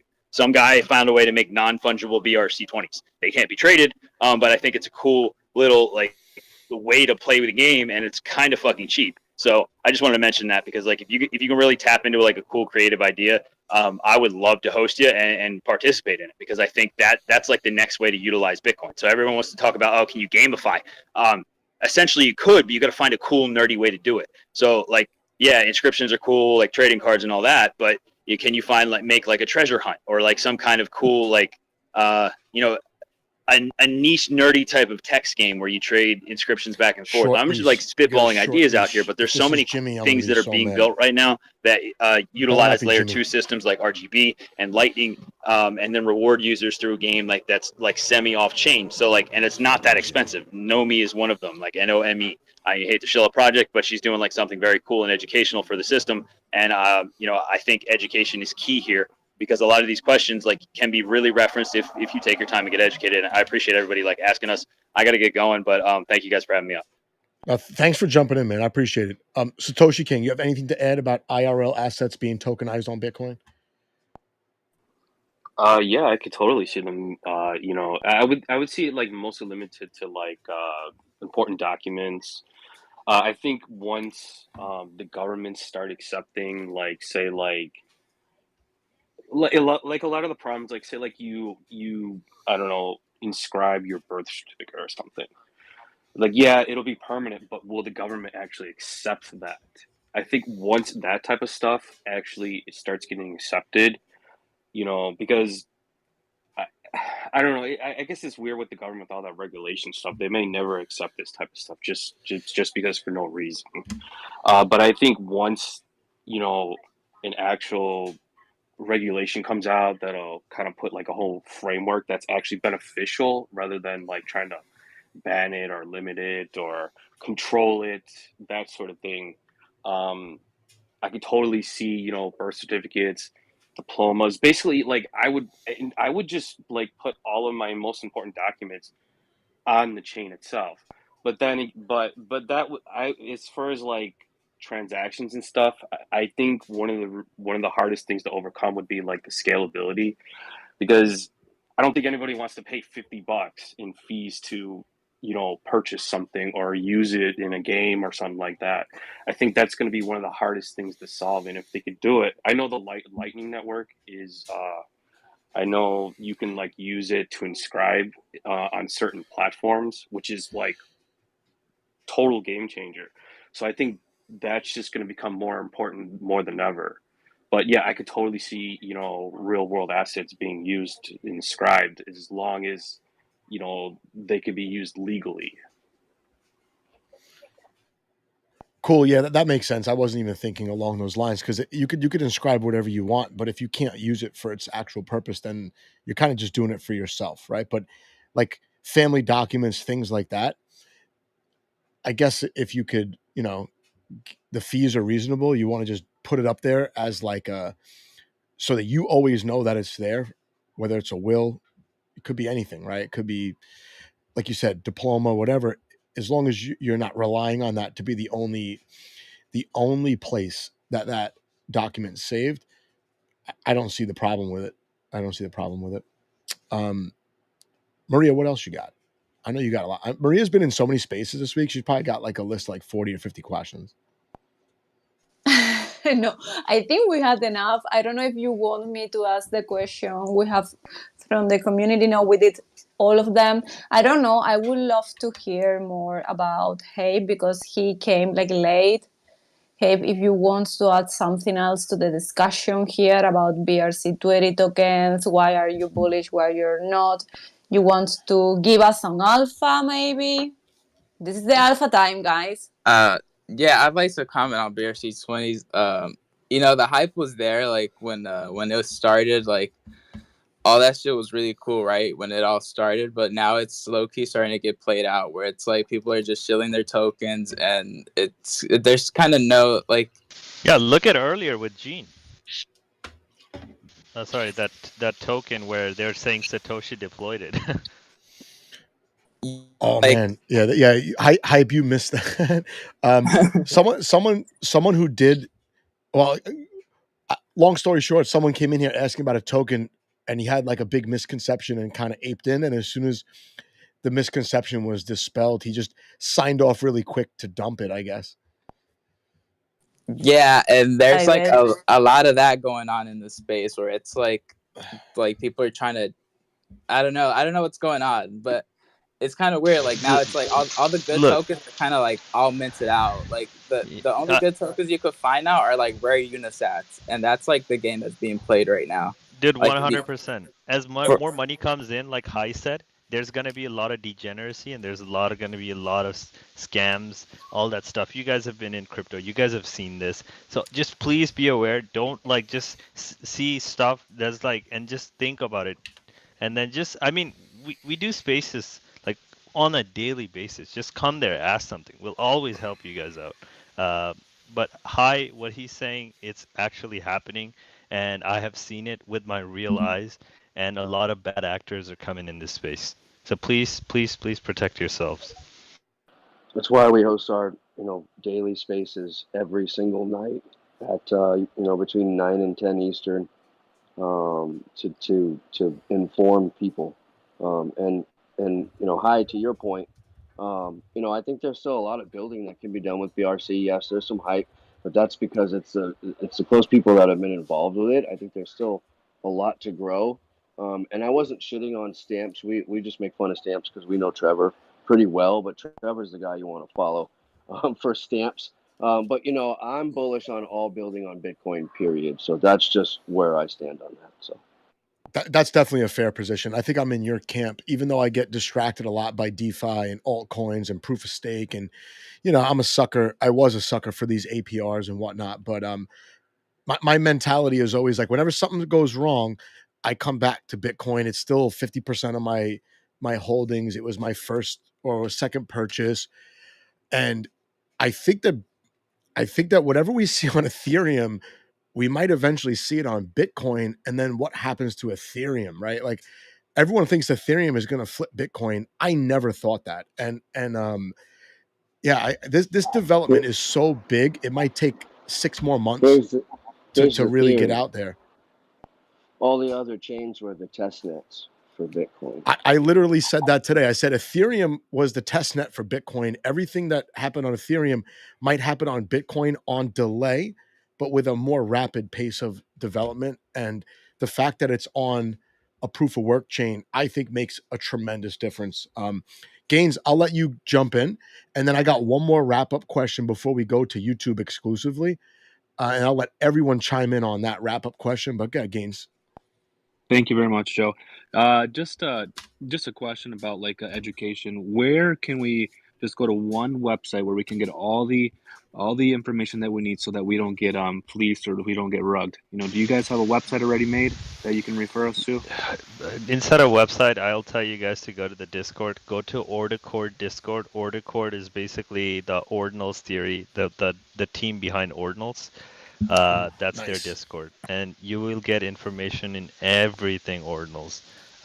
It won't be like degen alpha, all that stuff, but they will give you a fundamental alpha of what Ordinal is and what it's not. If you go there, you'll find the link to the GitHub.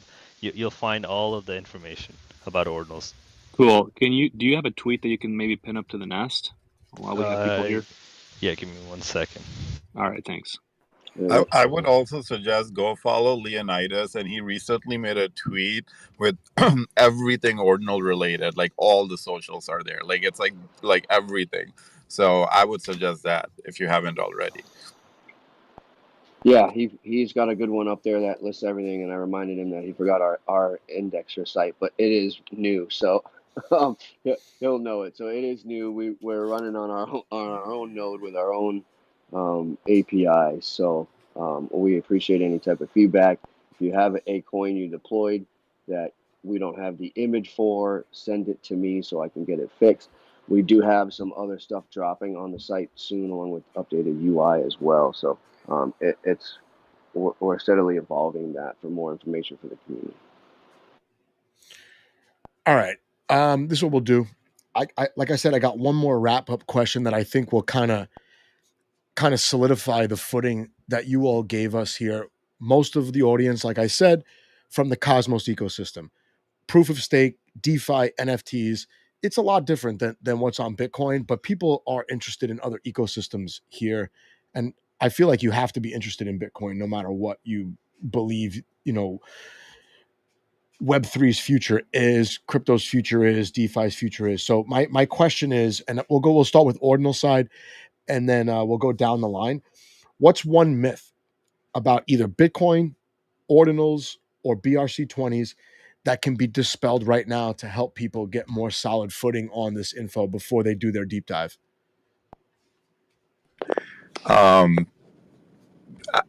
Myth. I think people, if they're like, oh, Ordinals are not going to be around, like I think they're fading, right? Like if you believe in that, I think that's like a myth, and I feel like some people actually think that and believe that.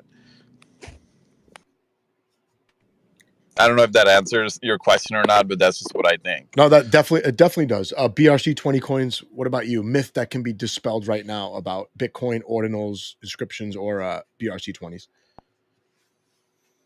Sorry, I was texting. Was that the question? Yeah, just anything you want to get out there that might be either a misconception or a myth about these developments on Bitcoin or Bitcoin itself.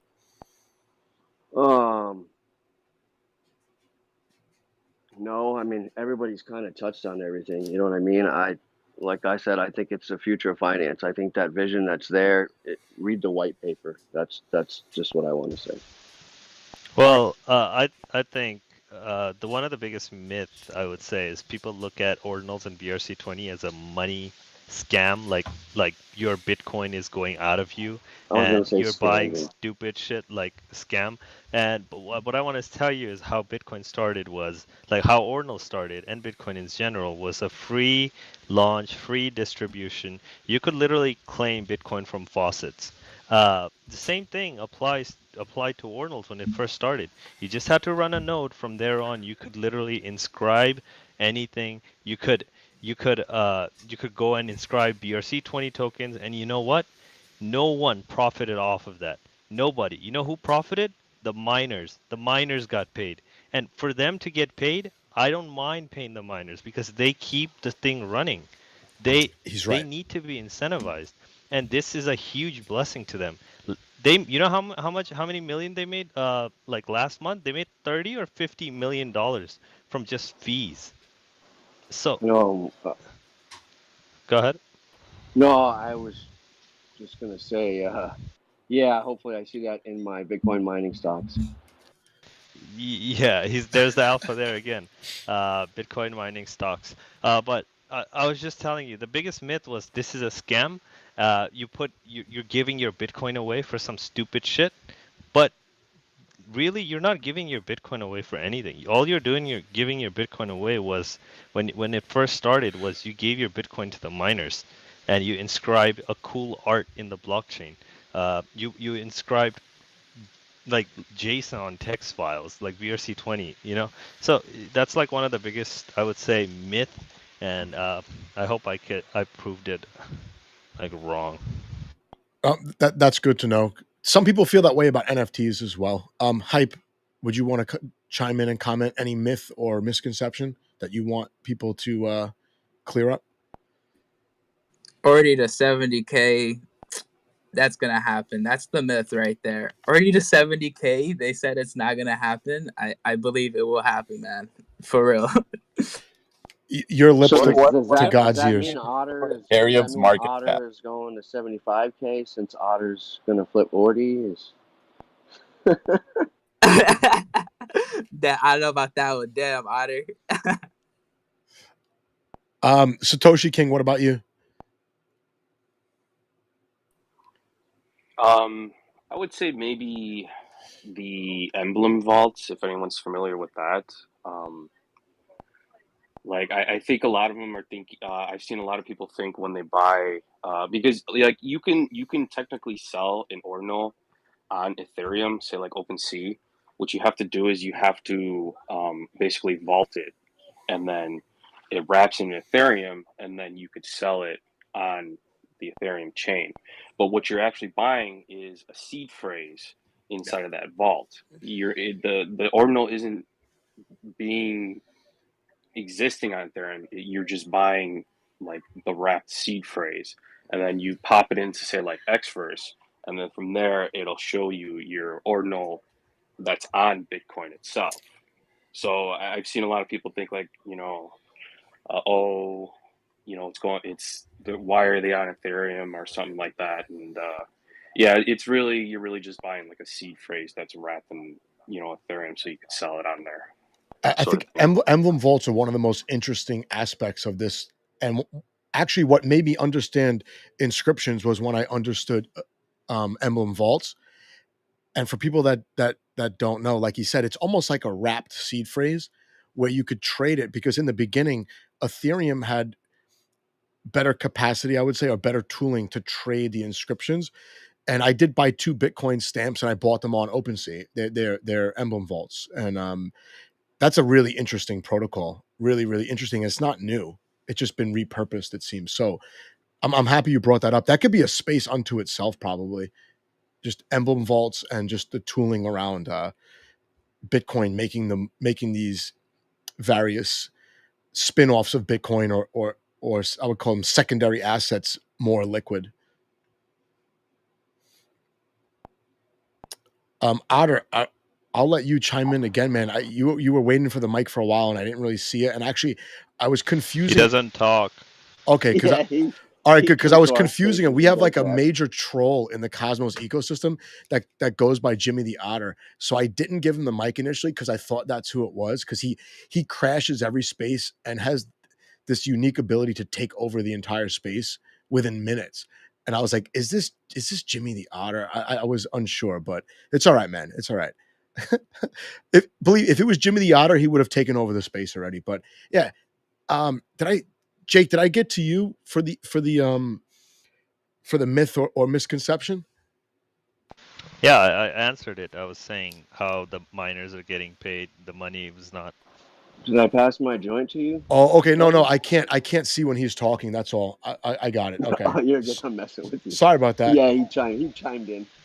Okay, cool. No, listen, this could go on forever, and now I understand why there's 24/7 ordinal spaces.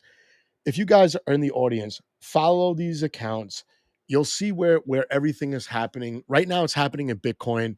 In Cosmos, there's so much negativity. We have like grifting devs.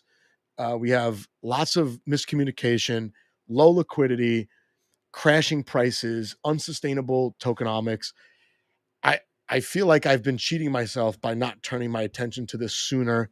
Look no further than physically at NFT NYC being offered these ordinal frogs and preferring to do shots at a club instead.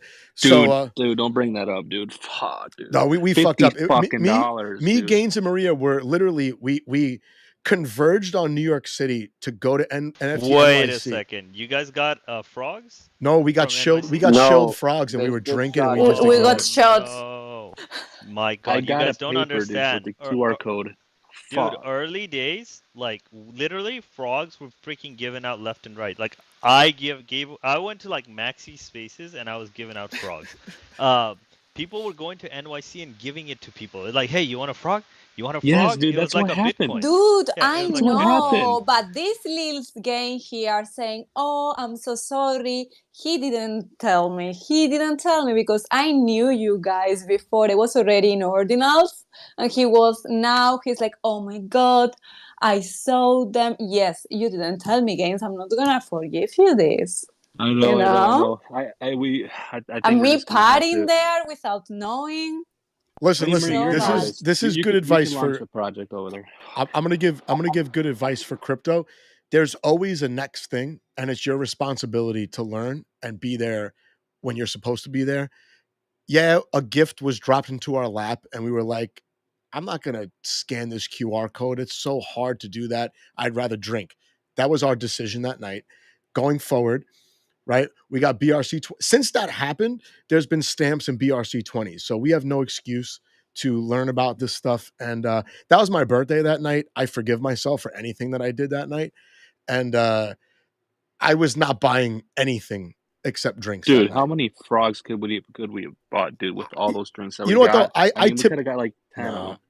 I know myself. I would have bought like one or two, and I probably would have flipped it already anyway. So it's like I didn't really fully grasp. I just didn't. I just couldn't wrap my head around it. And that night, that was just one of those nights where I just like the first one went down so good around like 5 o'clock, and then by like 1 a.m., somebody's offering me frogs on the dance floor at a club. I was like, yeah, go over there, kick rocks. It's just. Was it a guy with a bucket hat? Oh God, I have no idea, man. And maybe one of these people have a. He was a picture. Asian. He was Asian. I remember that. I wasn't that drunk. He was Asian. I don't remember my anything. God, I think I know who it is. Damn, dude. All right, well, we'll get him on the next spaces. We'll berate him for not pushing harder. He needs to give us a better sell job. Next time, if anyone in this space right now is ever at a convention that I'm at and they're trying to show me something, just take my phone, scan the QR code, buy it for me, and hand me back my phone, and I'll forgive you a month later. Ribbit. Ordinal side, did you mean to put your hand up? I did. Go ahead. Hey, so why don't you one of my friends is doing like an airdrop. Why don't you DM me your address and I'll tell him to drop you an NFT, an ordinal. Oh my God, that's so nice, man. I appreciate that. And don't you have a project to shill and you waited patiently to shill it? Yeah, I do. I am developing a sort of a platform, and it's probably going to be 3 to 4 weeks out. So I do have like 100 lands that I minted out, and they're tiered. There's like 8 different kinds, and each one has like a resource on it. But I don't I won't launch till like 4 or 5 weeks, and yeah, so I need certain things to line up, like in terms of my development of my platform, and then everything will go well and I'll launch it. All right, please let me know, man. I'd be happy to share and spread the word in this ecosystem, because Cosmos is a lot different than Bitcoin, but the people that are in Cosmos are very open-minded to learning. Hey, we're losing you, yo. You're getting drugged. I know Again. he's talking about Cosmos, but I do want to add that point. Before you go, Ordi, I just wanted to say, guys, I have to get off. Thanks for having me up here. I think BRC will stay here if you have any question. He's very knowledgeable in the space he started. So thanks for having me up here, and ribbit. Getting rugged. Ribbit. Later, Thank you for Jake. See you in coming, a couple Jake. hours. So one thing I wanted to add, like you were talking about like Cosmos, right? And it's like you all these developers that are developing there, they were getting paid initially. I think they were being funded, but I think in over here, like all these developers are developing, and it doesn't have the same kind of funding. It's like different, like it's coming externally, right, to the system. So I think that's also like a great thing to kind of keep in mind with how this ecosystem is growing. You got a good point. You got a good point. They're basically Yeah. One more thing before I forget, and this is really important. Sorry, Lil Game, because I did hear you before. You were talking about connecting your hardware wallet, and Tendi said Sparrow wallet. You have to be, if you haven't used Sparrow, you have to be extremely careful because these browser extensions are like ordinal friendly, meaning like the SAT is spendable, right? Like it could be spent in a fees, but they segregate it in your wallet, like Xverse, Hero, and Unisat. But in Sparrow, they won't do that, and you could accidentally spend it in a transaction. So if you're gonna use a ledger, or I mean a hardware wallet, and use Sparrow with it, which is fine, just really learn how like you have to move your SAT, which will have your inscription on it around. If you go down, so you my want to remember gosh. that. Yeah. Yeah. See, there's a lot of education that is probably like lacking right now because this is so new, and it's super important that you guys as a ordinal community and maybe just get a website up and running, man, just so people can just go to that damn website instead of a Discord, because there's scammers on Discord too, man. Yeah, it's He's right. that should, right there, it's so new. That's just what makes me so bullish. I bet you if you wait another month, experts will probably integrate Ledger for you, where it'll be a nice smooth versus using that Sparrow. So that's why I'm excited about this space. And to touch on the news, I plan on doing something like that integrated with our indexer market cap site to bring more information to people that aren't necessarily on Twitter. Okay, I think we went like for a long time. I don't know if you guys in the stage want to add something else. I know that BRC20 Coins has another space. Surprise, surprise! In few hours, right?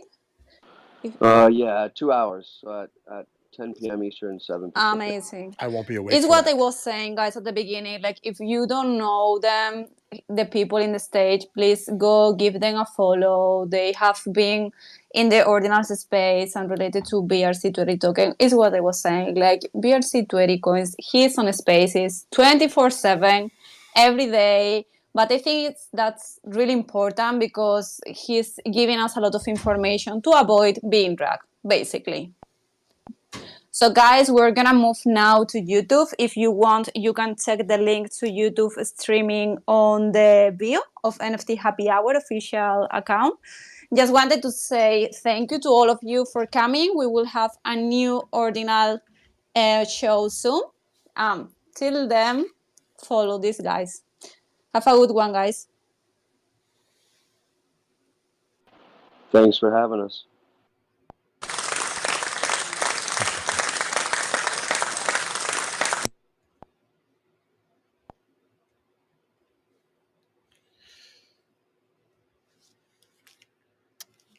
All right, all right.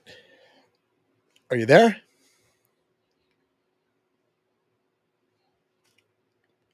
I don't have your audio. Now, yes. I Gotcha. was mute. Gotcha. All right. I got the chat. Oh, STC is here. Yay! I'm gonna add STC to the drawing. I'm gonna Graphene is here. Graphene as well. At her.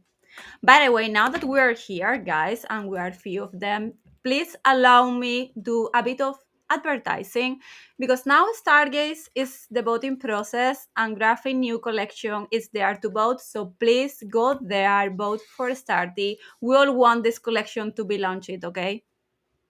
Thank you. All right. Marlon is here. By the way, anyone that's in the chat right now, I'm gonna do a wheel spin. I'm gonna do a wheel spin. Anybody who's checked in the chat, you'll have a chance to win the ordinal inscription that I'm giving away. It's nothing special. It's not a frog. It's an ordinal inscription. I hope someone that Don't wins it. mention it again. I hope it's their first inscription if they win. That's all I'm gonna say. What did you think of that? I couldn't keep Yeah, up. go ahead. Well, we have to explain to them that actually, yes, this space is sponsored by surprise, surprise, women from Cosmos. And Cosmos, yo, we have two bit amigos. We are the best. We have two bit amigos ordinals, but we thought that it would be nice if we split them because we're planning to do more ordinals streaming, obviously. We're gonna split them. We're gonna have one bit amigo now, and we're gonna offer you guys like virtual NFT happy hour so we can actually show you how to scribe, because I know that we have like several people asking us. I think it's cool because you can see it directly. Yeah, and it's Squad. a good way to get your feet wet if you don't want to, if you have trouble. It's understandable if you have trouble navigating this in the beginning, but it has improved tremendously over the last like 3 to 5 weeks. And Bitcoin's not a DeFi ecosystem. It's not a platform like Ethereum. You had to really know code, or you had to run a Bitcoin node to get involved in this. So the people that got in early, they might end up doing really well for themselves, but it's still early because this is not mainstream at all. And they mentioned on the space they're up to 8 million ordinal inscriptions. If you're in the first million, it's probably going to be something at least collectible down the road. That's my thinking. So Yeah, same here. Hype is saying someone's sweeping. SRC20 is the stamps, right? SRC20. I think yes. Yeah, Hype. I'm still have issues between the stamps and I Beyond bought mine on ready. ETH. I bought mine on ETH. Oh, Tank is here. I'm curious what Tank. I would love to bring you in because you are like a finance minded guy. I would like to hear your thoughts. DeFi on Bitcoin. I would love to hear it. And I'm writing down people's names that check in on the chat. It's 8:17. I'll do the cutoff for the contest at 8:25 just to make it fair. That way I don't miss anybody. How do we join this? I got to send Tank a link. I will do that. But our guests were really good. Like I feel like I always feel happy when we get new information out there for people to Yes. understand. I don't like when people find out late and then they FOMO in at the top. That's like the worst thing ever. So people got in, people get information early. It gives them time to marinate on the information and then make a sound decision and still be a little bit early, which is what happened to me. One of my friends was telling me about this crap like 2.5 months ago. You have to do this, you have to do this. And I'm like, why am I trading Bitcoin stuff on Ethereum? This doesn't sound right. I'm not going to do it. Long story short, I finally got some inscriptions and I'm pretty happy. I didn't overextend myself. I didn't FOMO. I took my time. I got one of Maria's inscriptions. So it's just, we're extremely early into it. Look at Tank is bullish AF. I don't know what AF means, but we can't say it. Can't say it on YouTube. Tank on monetized. We can't say AF. Starseed QP. You're in. Yeah, but That's I'm really so good to hear. happy with the space. That's why I was so excited with the guests, because I've been attending some of their spaces. It's true, they are 24/7. Like, it's crazy. And they move like a lot of community. They are really into ordinals and BRC20 tokens. So I really wanted to hear from them. Like, I was learning as well, like you guys, more in depth, I wrote down so much stuff. If I show you like my paper right now, this is what it looks like. This is my notes. I don't know if you guys can see that. I was just jotting down websites. I was jotting down names. I was like, this is one of those things where one single BRC20 token market cap is already higher than Osmosis, and it's only been a couple of weeks. Like the scale, it's like thinking about Earth and then realizing there's a galaxy beyond that. It's just I almost feel like I'm wasting my time right now by nitpicking like a $20 NFT on Stargaze, right? Like I'm like, what am I doing with my time? Because I don't know, I never feel like I'm investing when I put money into crypto, I feel like I'm speculating. I don't think these are Mm. investments. I think because you don't own anything when you buy an Osmo token or a Juno token. You don't own anything. You just own the token. With Bitcoin, I always felt like I was investing, but I'm also investing my time into Cosmos and content and all this stuff. So I feel like I have to like allocate my time a little better. There's a higher ceiling to spending From your my side, it's not like you have to choose one side or another, but it's true that it's good for every one of us to also get education and know that there is more things out there. Because I don't know you, Yo, but I received like some critics from people like you are now putting a lot of focus on BTC and so on. And it's like, of course, I'm a really, like curious person. I want to learn. I want to actually get the max of information I can. And I don't think that this means that I'm abandon Cosmos. I mean, I have all my collection there, but it's like I really want to learn what is going on. We cannot be maxis of one ecosystem only and keep our eyes closed, No, and like the main reason why, she and I have just easily partnered to do this is because we're on the same page with that. I think that's the number one thing. We like Cosmos a lot. I like Cosmos still, like better than anything else. But you have to zoom out and say, okay, Cosmos should not be 99% of my time investing and researching in Cosmos. And now it looks like I need to spend like the next month spending a lot more time on BRC20s, inscriptions.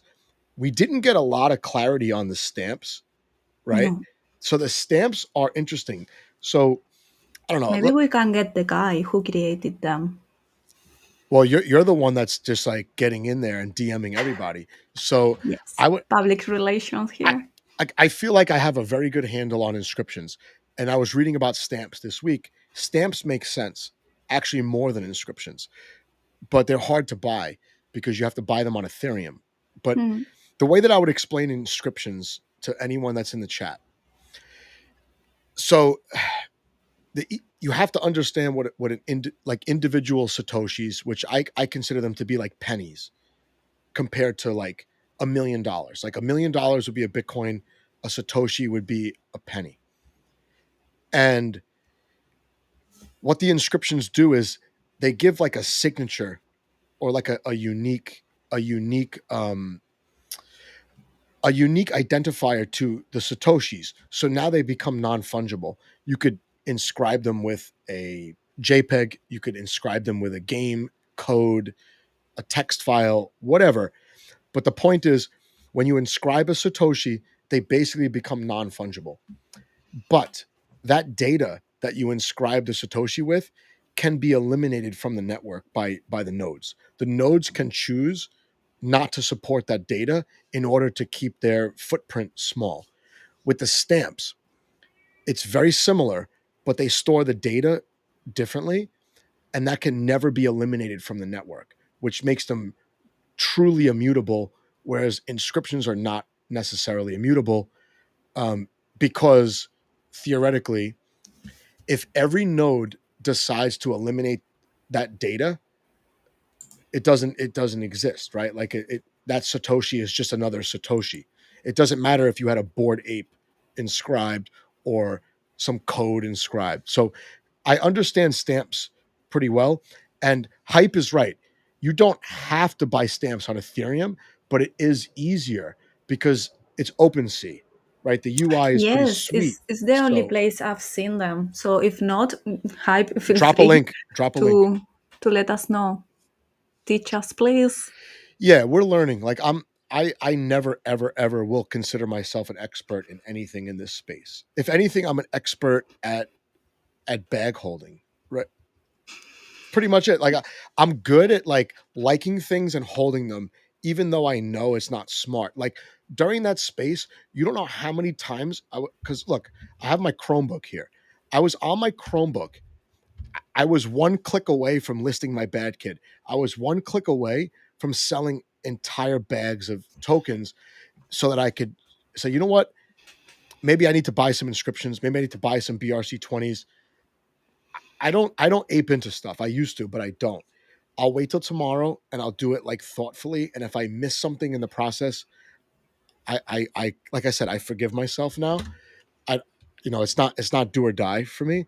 But that information, like if people were processing that, and even if they only listen to like 20 or 30 minutes, like that was some like serious shit that we got from an ecosystem that most Cosmos people are interested in, but don't spend enough time exploring. I don't know what you think about that.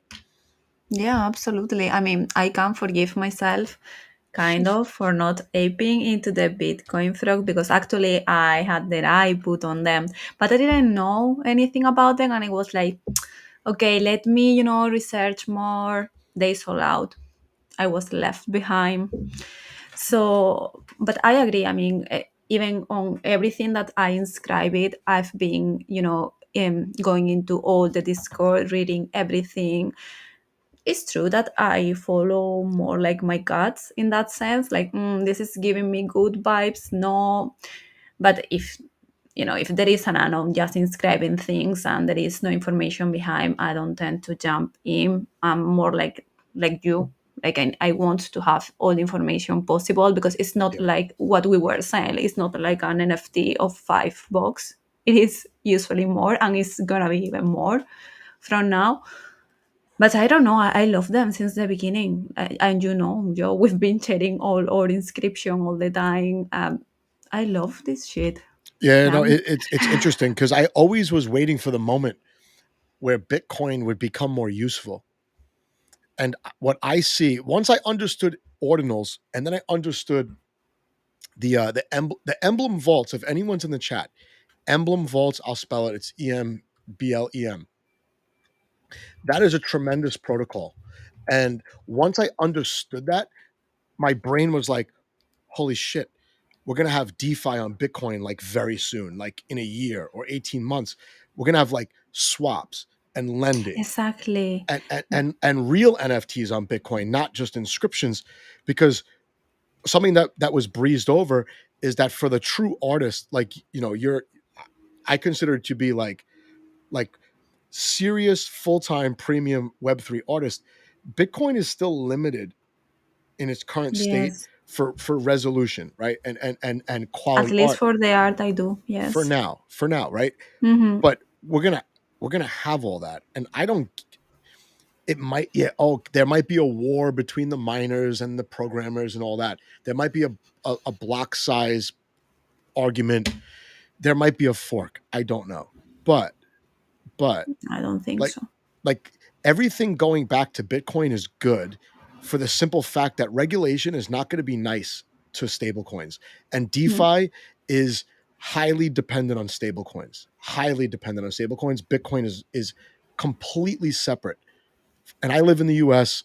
I'm guessing a bunch of people in the chat live in the US. The US government absolutely hates DeFi, hates Ethereum, hates stablecoins, hates everything. But they never ever use that aggressive language with Bitcoin when it comes to regulation, which makes me think Bitcoin will be separate, will be looked at separately. So wow, Tank. Wow. Tank is leaving Cosmos. Tank just rugged Maneki. But listen, Tank, Maneki can be the bridge between Bitcoin and Cosmos, and those Manekis can represent a portfolio of ordinals, a portfolio of BRC20s. It's what I did with the kids. I had my kids on a Stargaze, and if you were holding a certain amount, you could, inscribe your custom kits on Ordinals. So there's always a solution. But the thing is, like, I really see like how they are developing new things constantly because since yesterday we were hearing about BRC20 tokens, and now you can swap between them. It's like, what? Yeah, my friend sent me yesterday an actual DEX on Bitcoin, and I was like, I cannot click on this right now. Like, I need to sit down in the darkness, in the quiet, and click on this because my friend and I have a friend who's super focused on Bitcoin, but does speculate on NFTs and altcoins. And we always say the same thing. Whenever there's a problem with proof of stake or a problem with DeFi or a problem with NFTs, we joke around. We say all roads lead back to Bitcoin. And this is like, I think this is the beginning of it. I hope it's the beginning of it. Gus, I can't read DMs when I'm on Twitter Spaces, but I'll read them now for sure. Gus is a tremendous Spaces host who does not censor his spaces or record them. And many times late at night, Yes, I've I'm been on his always space. super late. I never reach them. It's impossible. They're more like morning for you, but he's an all-nighter. But he's got some questions. I don't know, maybe you know, maybe I know, maybe we both don't know. Would emblem vaults be a good on-ramp for newcomers? I say yes, because you need MetaMask and OpenSea, and you can get busy. I don't know. Have you used emblem vaults at all yet? No. Okay. It's just a token. It's like a wrapped token. I would consider it like a wrapped ordinal or a wrapped BRC, a wrapped stamp. And OpenSea has probably like one of the best UIs. It basically looks like eBay, right? Or it looks like Amazon.com. You buy it with Ethereum, and the way emblem vaults work is they tokenize Bitcoin private keys. So it's a Bitcoin asset that's wrapped in an ERC20 token, and you hold that in your MetaMask. And then I don't know how the tooling is, but eventually you could self-custody that Bitcoin asset into a Bitcoin address. So it's like you're opening the emblem vault and then you get the asset back to Bitcoin. I haven't tried it yet. It doesn't look easy. So it doesn't sound easy. Yeah. I don't know. But I'm not a coding person. So No. all of this for me is... You shouldn't have to be, though. You should be able to use It's what I'm saying for everyone. Like, there is hope. If myself, I've been able to inscribe, everyone can. Like, seriously, I'm not a tech person. Yeah. I learned a lot thanks to jumping into Stargaze and now Ordinals, but seriously, everyone can. Listen, you were before me, and I kind of tiptoe into my positions. I don't ape in anymore, and I feel like that saved me so many times. Whether it be Anchor Protocol, potential rug pulls, I dodged so many bullets by being behind. And in the beginning, when I first came into crypto, I lost out because I didn't ape in. I think it's more risky to ape in now than it was 5 years ago when I first got into crypto, because back then you couldn't make a mistake. You could ape into anything and it would go up like 10x in like an hour. And I'm not even exaggerating. Like I would watch I would watch a centralized exchange, like 5-minute candles, and you would see like a 10x candle in 5 minutes. And I was like, why didn't I do that? But now I feel like I take my time. I know my limits. I don't overextend. I don't ape into anything. I can't remember the last thing I aped into. It was probably an NFT, but this is something where I took my time and I still feel like I was early, and it's a nice feeling because I'm like, oh, I have inscription number 31,000. Like that's gonna be great. That's the thing. It's like, just for history, this was actually the reason I wanted to jump in, because I was really, like surprised, like it is actually on chain, the NFT, like it's not on IPFS or anything, like it's not gonna be deleted ever, it's gonna remain there forever. Like it was like, wow, I want to learn more about this. Now this is cool, man. People are gonna inscribe song lyrics, novels, letters to their letters to their family that they never met, right? Like it's going to be really interesting because it's so much different than the way Ethereum data is stored. So I don't know. We have what's the chat look like? We got like 20 people in the chat. You guys can chat it up. I have, exactly. We're here. I have, let's see, 1, 2, 3, 4. I got about 15 people that I'll put them in a wheel spin. Starseed, can you elaborate on that a little bit? Actually, Maria, I'm going to take 1 second and I'll be right back. But Starseed said this is a life-changing night. I would like to know what they mean by that. If they want to type it in the chat. I'll be right back. I'm sorry. I guess because it's the first time she's hearing about all of this. I guess if you can type in. Actually, before we saw Reggie from Stargaze Kingdom, and I wanted to ask them about new things coming to the collection because if you don't know, guys, they are actually like a Stargaze Kingdom, and they were the first Cosmos project to jump into Ordinals. Yes, I know, but it's actually there is a movement there, and I don't know. It's what I was saying. Like I've been always a really curious person. I love to learn new things, and hearing to all the spaces that they're been having during the past week and everything, and how they are developing so fast. I don't know. I just got my attention, to be honest. I cannot help it. Like I'm still scribing, not every day, but I keep an eye to different projects. I'm jumping into Discord, which whoever knows me knows that I don't like Discord, and I have like 100 servers, and for me it's super complicated to follow, so I'm even jumping into new Discord for this. Hi Reggie. Sorry, I missed one question. What happened when the last BTC is minted? Will it be possible to still inscribe? And Reggie was answering like technically no, because there will be no Satoshi. Yes, I think the same. I'm not sure. Maybe Joe wants to help us out here. Joe? Say it again. I missed We all have that. a question here. Like what happened when the last BTC is minted? Like if it's Oh. possible to still inscribe? Okay, so I think the way no, that I right? understand it, this is actually a great question.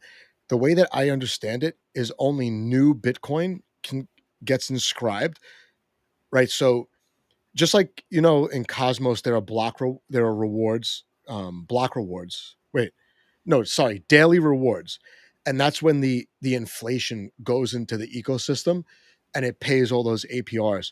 With Bitcoin, there are block rewards. What was it, every 8 minutes or something like that? A certain number of Bitcoin, gets released into the ecosystem.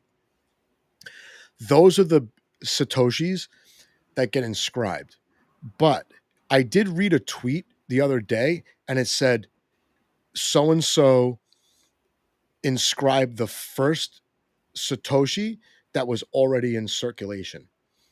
So it looks like it's not only limited to the new block rewards, which is really interesting because maybe that means they could rewrite Satoshis that have been inscribed.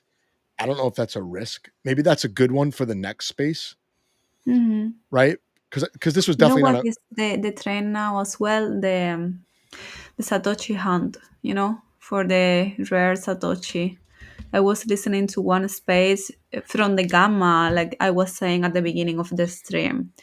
And it was one guy who was the one actually selling the first pieces through actions on BTC with that marketplace.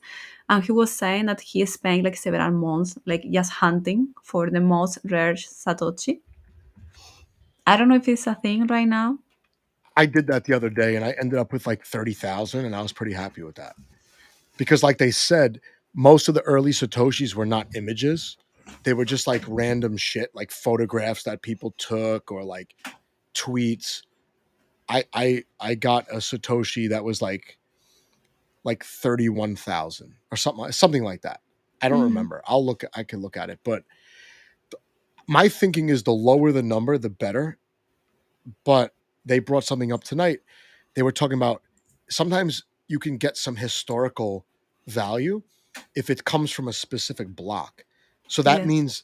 means that it's not only new Satoshis being inscribed or being minted. So yeah, I guess hopefully that answers the question. Is it one block every 10 minutes? I thought it was one block every 8 minutes. Is he right? That's Dave. You might be right. Listen, I'm not an expert on Bitcoin by any stretch. I just trust Bitcoin more than more than everything else, especially Ethereum. After Ethereum, I don't like that Ethereum is proof of stake. I really don't. I stopped buying Ethereum as soon as I stopped buying all proof of stake once Ethereum went proof of stake. I basically doubled my Bitcoin DCA, and I have not bought anything since then. So that's that. Oh, and here's the other thing. When the last Satoshi reaches the ecosystem, what we saw, I don't know if it was like a week ago or a couple weeks ago, there was a day when the fees were higher than the inflation, which means that we're already seeing signs that the Bitcoin network is sustainable even when they reach the max supply. The max supply is not set in stone, but it would be a battle to change the max supply. If the network is sustainable on fees alone, it's probably not good.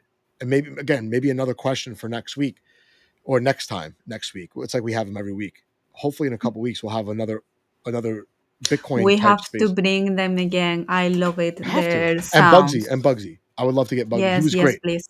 He's really nice. But I would say you need the network to be, you need the miners to be incentivized because they run the entire network.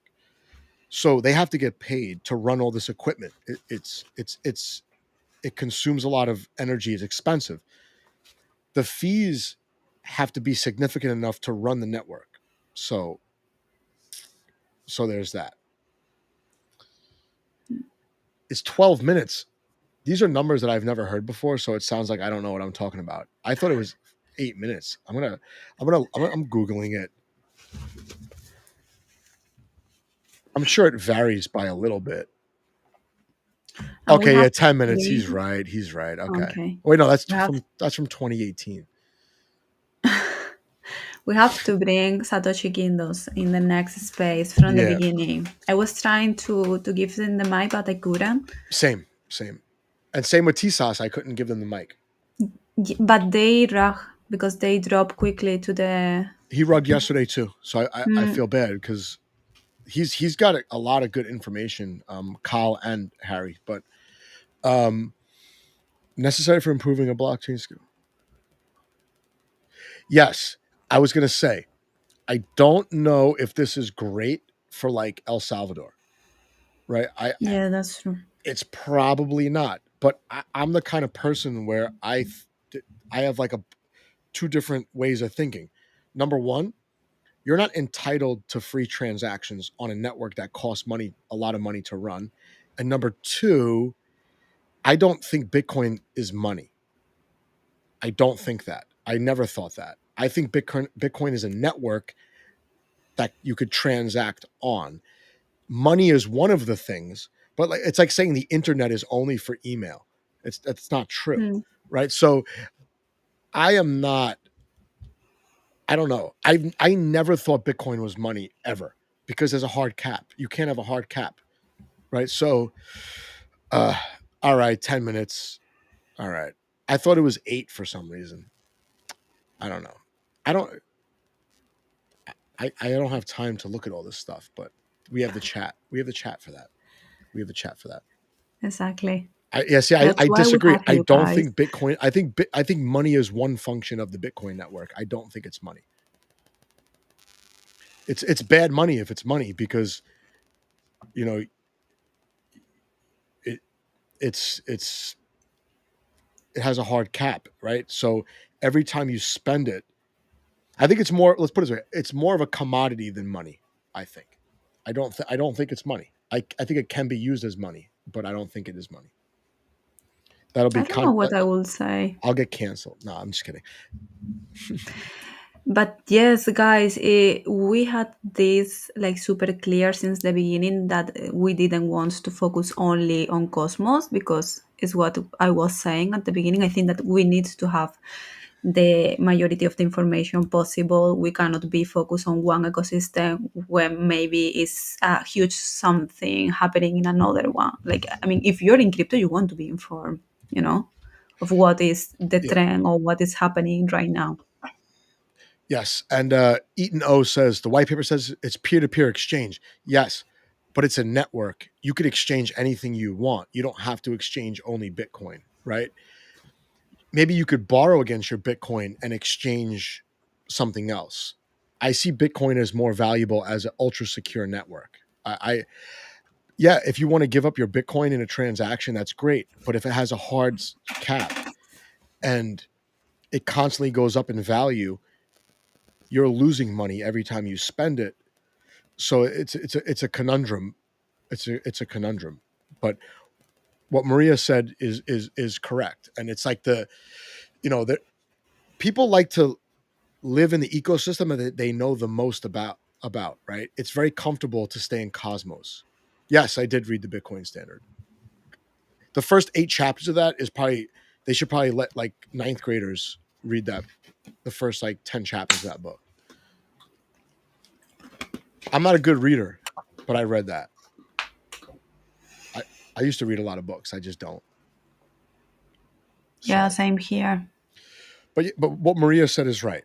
We one of the agreements that we always, I should say agreements, one of the things we agreed on is that there's lots of ecosystems. Don't forget, Maria came from another ecosystem, right? You have I started Ethereum, on Tezos.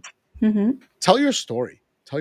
My story is not such a interesting story. I mean, I started actually as an investor in Sol with Sol Banks. I did really great money back then. But then I realized that it was as well a market for one-on-one artists. And when I discovered like one of my favorite artists that I was following on socials, they were there. I was like, maybe there is a place for me as well. So I jumped into the pool. Of course, back then I only knew Ethereum. I was so naive. I spent $300 just to open the account because back then Ethereum was top high. And yes, and then I tried Tezos as well. I think in Tezos there is an amazing, like, how can I say, underground art, like super amazing, I think the best underground art is there in Tezos. And then, of course, when I hear from Stargaze and I was a cosmonaut since the beginning, I was like, okay, this is my clear next step. That's it. It's not a super interesting story.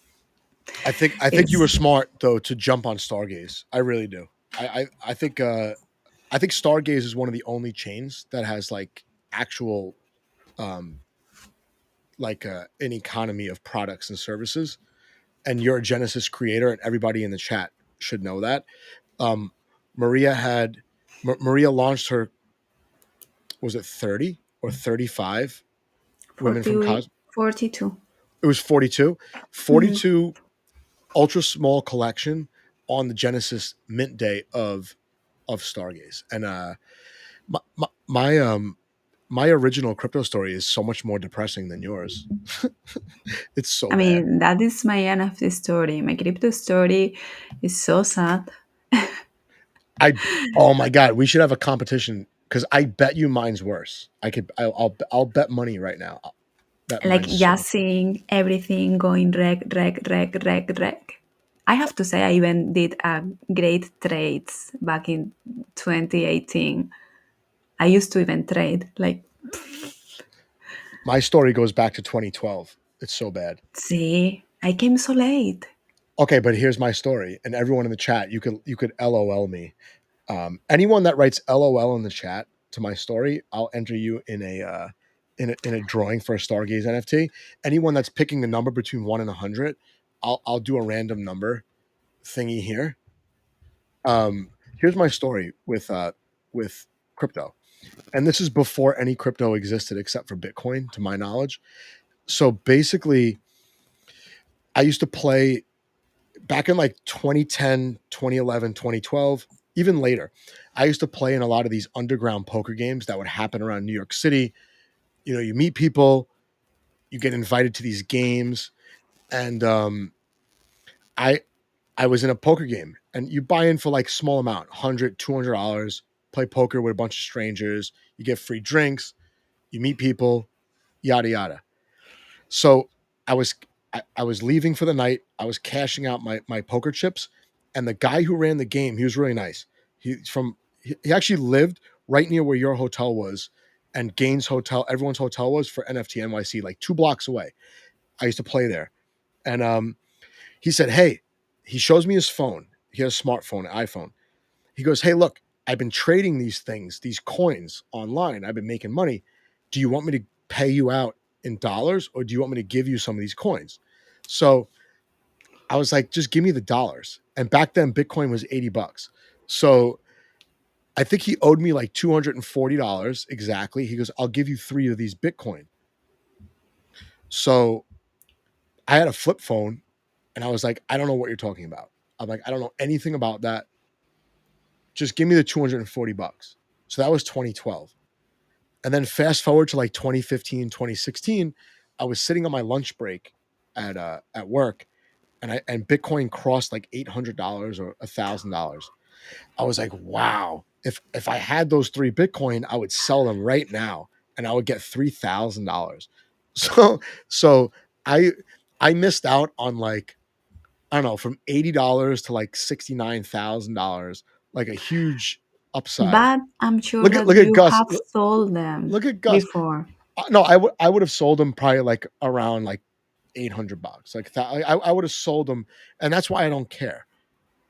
I should care, but But I dude, don't. my boyfriend knew about Bitcoin when they were giving it in this random video games platform, like super dark, and he was telling me like years after when we met, I was like, what the fuck, and why you didn't take them all? Like they were giving like a lot, eh? And now you think about it, like, damn it, like, It's so naive. it's just not. Everyone has like a wrecked story or one of those stories. I picked a random number. Holy hell, it was 28. So eat no, unless someone picked 28, eat no is the winner. I'll send you a Stargaze NFT for sure, but you got to DM me on Twitter, Cosmos DeFi on Twitter. To who we're gonna give the Bit Amigo? I got to do it like tomorrow or something. I wrote You down want so to do it on a Twitter? Okay. I'll do it like Sunday night. I'll record it and then I'll get in contact with the person. So anyone in the chat, if you were here before about a half hour ago, I'll put your name into a random wheel spin for a ordinal inscription. I don't know how much it's worth. It's probably not that much. It's a bit amigo. I don't know. No, yes.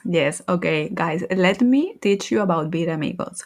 We were describing this theme because, of course, we have no hopes on apps. Like we are describing everything we can, and they were funny. They were They're $4. They're ugly. Now they are 100. Okay, that's $100. So there you go. But here's the thing. I think the Not inscription bad. number is more important. And it's like, And they are. Let me check mines because it has to be similar. Plus, it's gonna be the next space about Ordinal my Bit Amigo. Let me see. Yes, it's 17. all right, so it'll be a giveaway Then for an ordinal inscription, roughly $70, whatever. okay, the inscription is 100,000. It's not bad. Whatever. Maybe whoever wins, it'll be their first inscription, and it'll force them to make a wallet and get involved, and maybe maybe it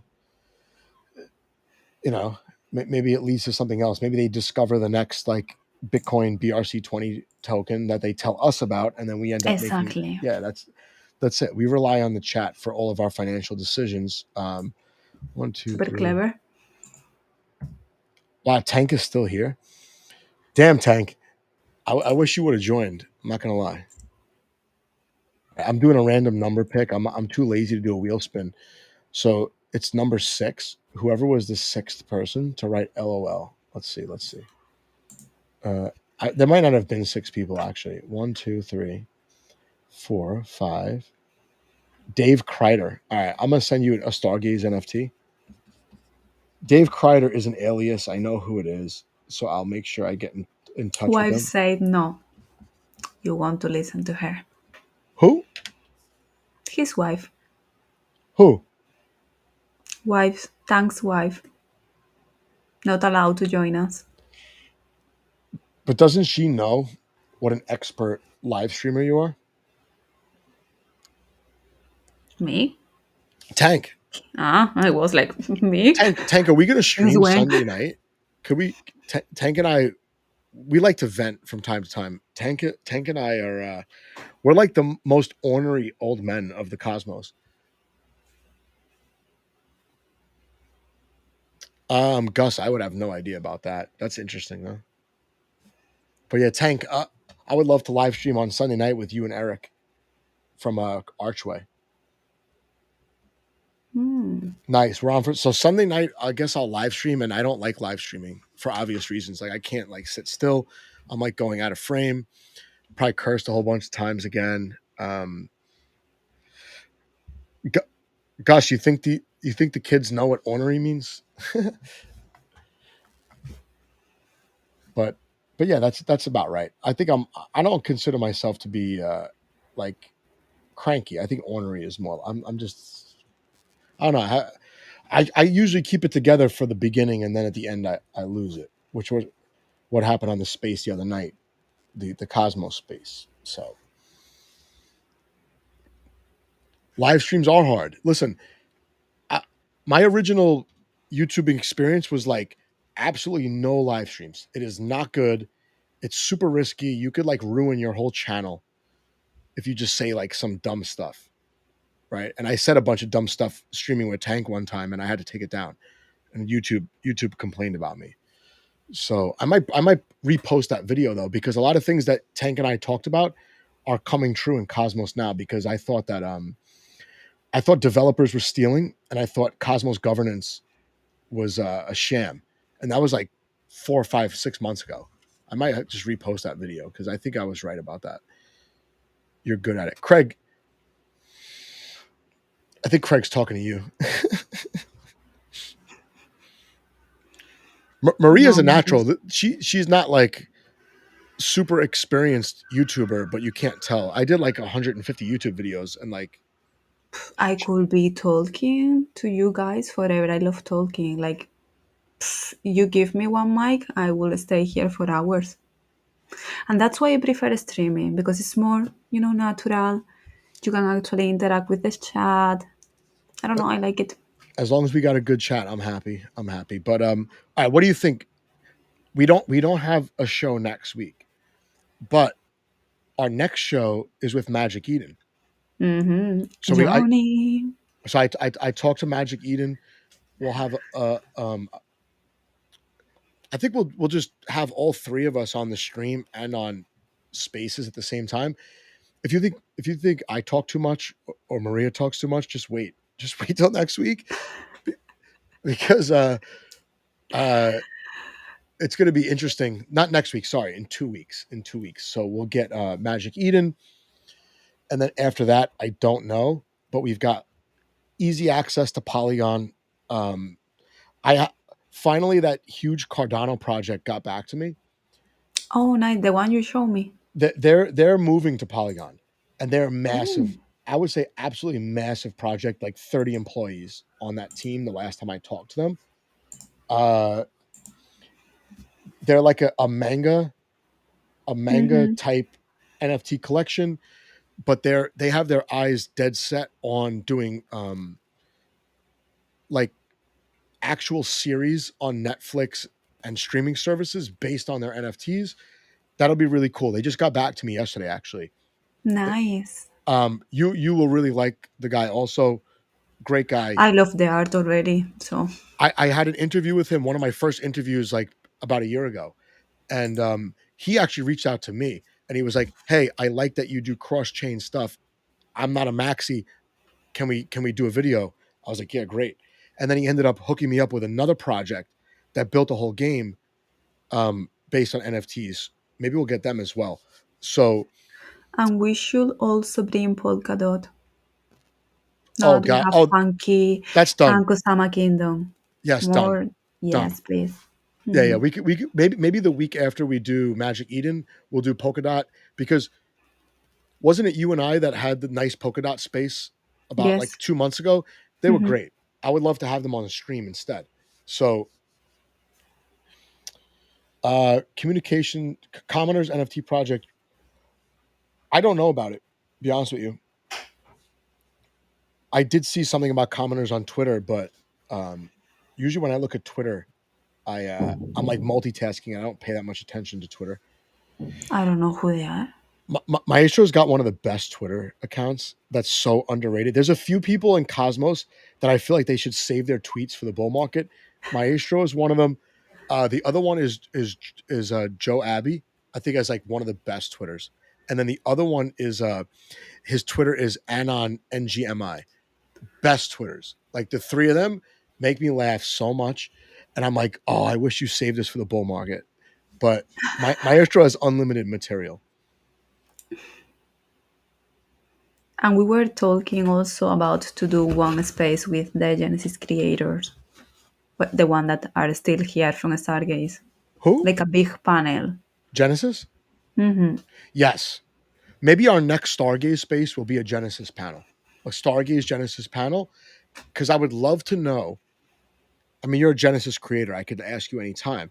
But I would like to see if there's any differences in opinion about the progress of the platform from the creator's point of view. And I talked to Sky Magic today. He DM'd me. He's like, hey, I'm watching the stream with Shane. And I know he's building on Stargaze as well still. Do a space with Shroot. Shroot should do his own stream. He's so good. He's such a good communicator. And plus, does Shroot have an NFT collection? I don't know. I have such a horrific backstory with Cosmos Spaces. I'm surprised they even still talk to me. But Shroot, like nicest guy ever, DMs me like the day before Christmas, and he was like, hey, I have this collection. Can we do a Twitter space? And I was like, yeah, whatever. I was ready to like turn my Twitter off for like a week. Oh, he's here right now. Oh my God. I was waiting, like he's gonna appear. I'm the worst. Listen, I try my best, and that's just how it is. I have the lowest processing power of any like crypto person ever. I didn't blow you off. I blew everybody off. He's right though, man. I feel like such a loser. And here's the best. I have no adorers. You don't have any adorers? No.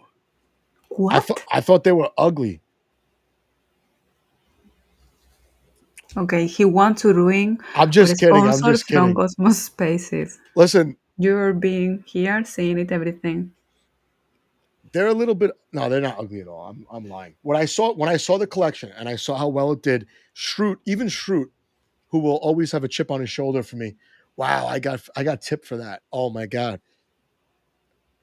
You just get tips from sweating. Well, you get 50%. So we got tipped for fudding a all-time favorite project on Stargaze. Shroot, listen, this is going out on YouTube. This is on the internet forever. When Shroot made the collection, Cosmos Spaces collection, the first thing I said, look, you should go from chain to chain and do the same exact thing, because these kinds of collections, they resonate with people. People will hold them. Squid floor, yeah. Fade my bad decisions. I'm not saying anything bad about squids. I like them. I sold mine. They are so cute. I'm still holding. I was like, here's the thing about Stargaze NFTs.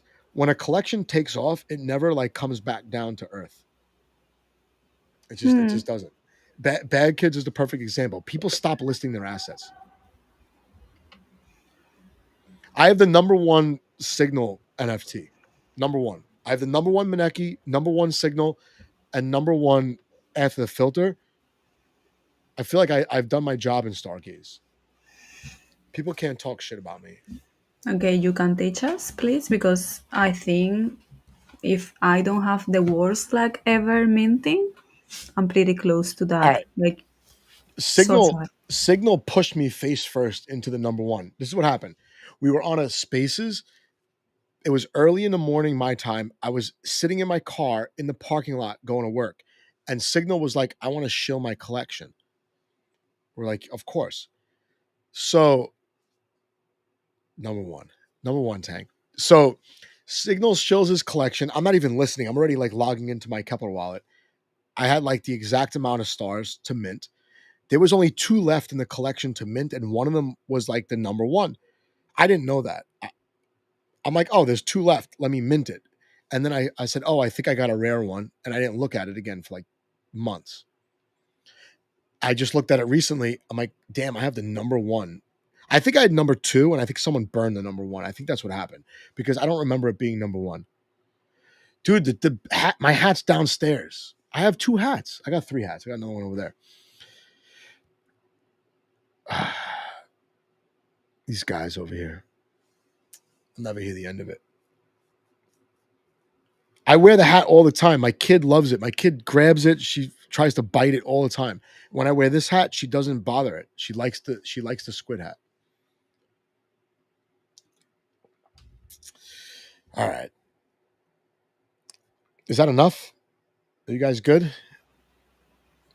I would love to know like the number 1 thing that came out of this space, because I feel like we got dropped like a whole new crypto life in this space. I was laughing so hard. I was telling you, like, this is what happened when you give the mic, because I knew them before from other spaces. Actually, to be fair, they were telling us, like, well, we don't tend to follow rules. I was like, yes, I know. I love these kind of crazy people. Maria, you're getting compliments on your bull market condo. On my condo, yes. I got just a brick wall behind me. This is like my prison. I'm gonna go to jail for not paying taxes on my Adora squid flip. Dude, I got the spaceship. I'm gonna bring the spaceship back after today. I love the spaceship. I do prefer that one, to be honest. It's better. And you were matching with Shane the other day, so. The first time I ever saw Shane on YouTube, I saw the brick background and I was like, he's from New York. I know it because that, like, I just knew from the background because a lot of apartments in New York, they just have bricks. There's no wall. And he's from Manhattan or Brooklyn. Maestro, you're number 1, man. Yeah, we love you. I tried to give him a giveaway last week and he never claimed it. So I think you won a yield bot last week or something like that. Did I send it to you? You didn't claim it, right? Bring back the space station. Done. It's on the floor over there. This is not real bricks. This is like it's just like a photo background. Starseed like had like an outer body experience, it seems, during this space. I'm happy. I did too. Listen, if I go back and watch this, I'm going to be like, why am I making that face the whole time? It's because I'm realizing how much time I waste screwing around with like Cosmos things that don't matter. Like I'm worried about like Aqua stealing like $10,000. And like, in the end, who cares? Who cares? One of my ordinals in 5 months might be worth $10,000. I have no idea. Hope so. Because listen, I'm holding till death. The only thing I have to say about my content in general, and Maria probably knows a lot more than me about Ethereum. I have no Ethereum content whatsoever. In June, we need like an Ethereum space. We really do. Because it's NFT happy hour. Listen, if our ordinals take off, it's going to be ordinal happy hour or BRC20 happy hour by like July. Stop footing Cosmos. No, I'm not footing Cosmos. I have all my collection there. What the fuck? What the hell? No, you cannot swear here. I think you can, because I don't have advertisements on my channel. I don't know. Who's that Shroot? Who knows about Ether? And which project? Because I know from the big ones. Don't Kryptonium. That's what we should do. We should have Don on. We should. But the thing is, he never stops talking. He's so hard to rein in. Okay, we fight with him. I'm ready. He does it on purpose though, because he purposely goes off topic to make the streams as long as possible. I've seen it a couple times, and then he fired me from our live stream. My first attempt at a podcast, he fired me. He said it was boring. I was like, and I'm like, you know what? I'll be honest with you, it really was. It was really boring. I would love to have him because I'm ready to fight. Because he's always joking and so on, like, yeah, you don't know how shameless I can be. Like, let's go. But maybe he can bring us the milady people. That would be very interesting. Yeah, I'm good with that. I mean, I think Shane's involved in Miladies also. I could be wrong, but I think Shane is. I don't know if he's like a collector or just has one or just knows the people, because I think they're based in New York City also. They are like around the world, like they are split. I don't even know how to speak English anymore. But dude, I was checking that collection. I was like, they are ugly. But at the end, like, because you see it every day on the feed from him, I ended up like, actually, I want one. You know, like you see it every day, and get used to it, and it's like, okay, maybe I want one. They're very distinctive, and I think that's all it takes. If you have a distinct look, you could build your brand. It's like a chibi anime, but badly made. You know, whoops. Ooh, Kerberos. Wait, Kerberos is the one who won our contest last week to do the virtual happy hour. I DM'd them on Instagram. Let's set it up, because next week we don't have a stream next week. We don't have a space. I just have DeFi 101 with oh my god. Can I shill? Please, it's your YouTube. It is, isn't it? All right, I'm gonna show. I owe so many YouTube videos to people that I promised, but I don't do them because I don't get, I have to do it in my free time. I don't get paid. I owe YouTube videos to like 4 or 5 people. I have to do them, and then I'll feel like I'm free. And then I could do my NFT collection. So I have YouTube coming with Nolus, the testnet. I did the testnet with them. I'll release that. I have Skip Protocol. I've been sitting on that video for like months. I got to release that. Oh my God. I have a hardware wallet video for a competitor to Ledger. I got to do that. Maybe like Monday. I don't know. That might be priority. But I have spaces next week with Reese from Juno. And he's, I would say, like top tier communicator. Now, I'm not saying as far as developers go, but anybody in the ecosystem, Reese explains things better than anybody else without sending you in circles. And he's going to be on my space teaching people exactly what Cosmwasm is. Because we say it all the time, but we don't know what it means, probably. So, yeah, I got Reese on Wednesday. And then the following week, I have Ryan Lyon from Lion DAO talking about DAOs. And then Shade Protocol talking about stablecoins. So I have a lot of spaces coming. And then that week, we'll probably have an NFT. In 2 weeks, we'll have Magic Eden. So lots of spaces coming. That's my show. Yeah, 2nd June, we're going to have Magic Eden. But we're only going to have Johnny. We don't want to bring any poly collection there, project.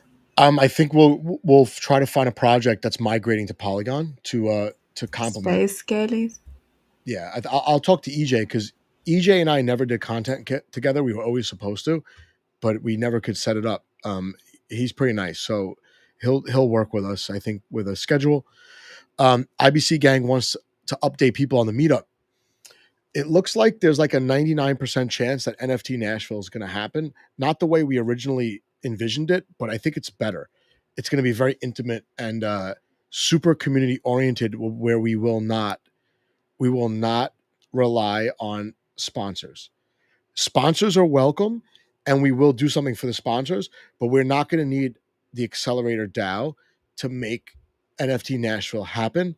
And it will be in the fall. It will be like September, October, it looks like. I'm actually happy it's happening this way. We're not going to owe anybody anything, and we'll have the opportunity to, if there are extra funds, to roll them over into the next conference, which I think we could do more than once a year if we keep it nice and intimate. So hopefully, Tank, are you okay with that version of our 90-minute meeting last night? Am I overly optimistic? I just think I just know it's going to happen, and I think the And NFT what community means like intimate, small? What does mean to you that? less than 100 Because people, I'm like, less than 100 okay. tickets for the Mhm. main day of events. It's one day, panels, speakers, 100 tickets. All the other side events is unlimited. Tank made it happen.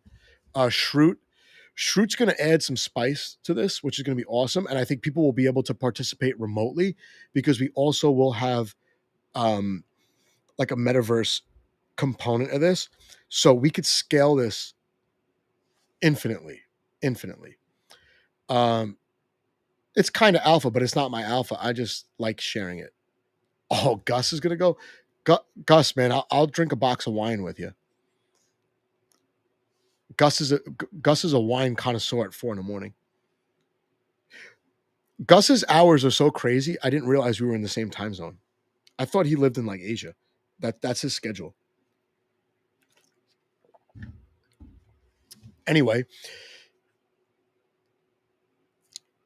Glitch Candies, that guy's really nice, man. He's one of the best community members. Really nice, like super approachable. I did a YouTube video with him, and he introduced me to Signal. Actually, Glitch Candies introduced me to Signal. So my life went parabolic when I met Glitch Candies. And he's the expert about metaverse event and so on. That's what we're gonna do, and there are others too who I'm sure will take the opportunity to like build it out. So metaverse component, I won't be working, right? I'll just be hanging out. It's gonna be like NFT NYC, but in Nashville during the day, because Nashville's a daytime kind of place. So anyway, all right. What's the number one thing, Maria, you took away from this space stream today? Space stream. We should coin that.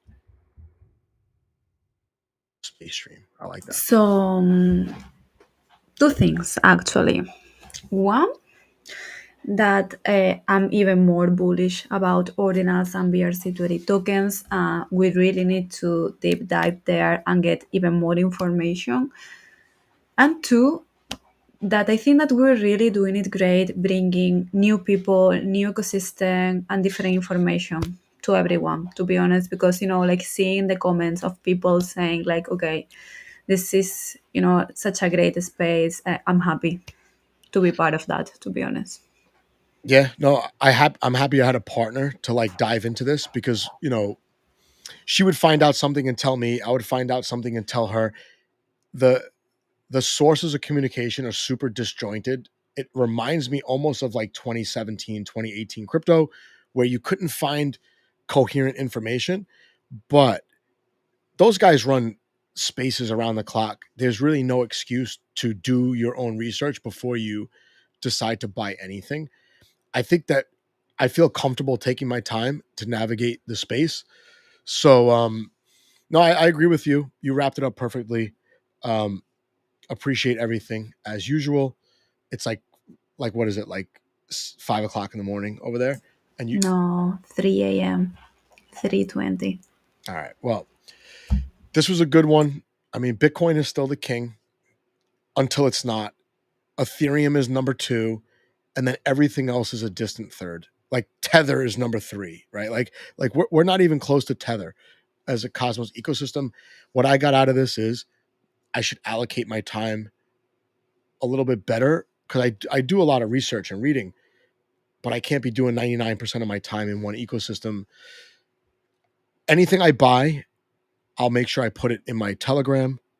That's in the in my Twitter profile. I'm gonna buy some stuff this weekend for sure, and I don't have any BRC20s, so maybe by Sunday I will have some, and I'll let you know, and I'll let my Telegram know. I'll keep it open and transparent, but that's it. Appreciate everybody in the chat. It's really nice that people join us for the long streams. Number one co-host in the Cosmos and Bitcoin and other ecosystems. So thank you. Thank you, guys.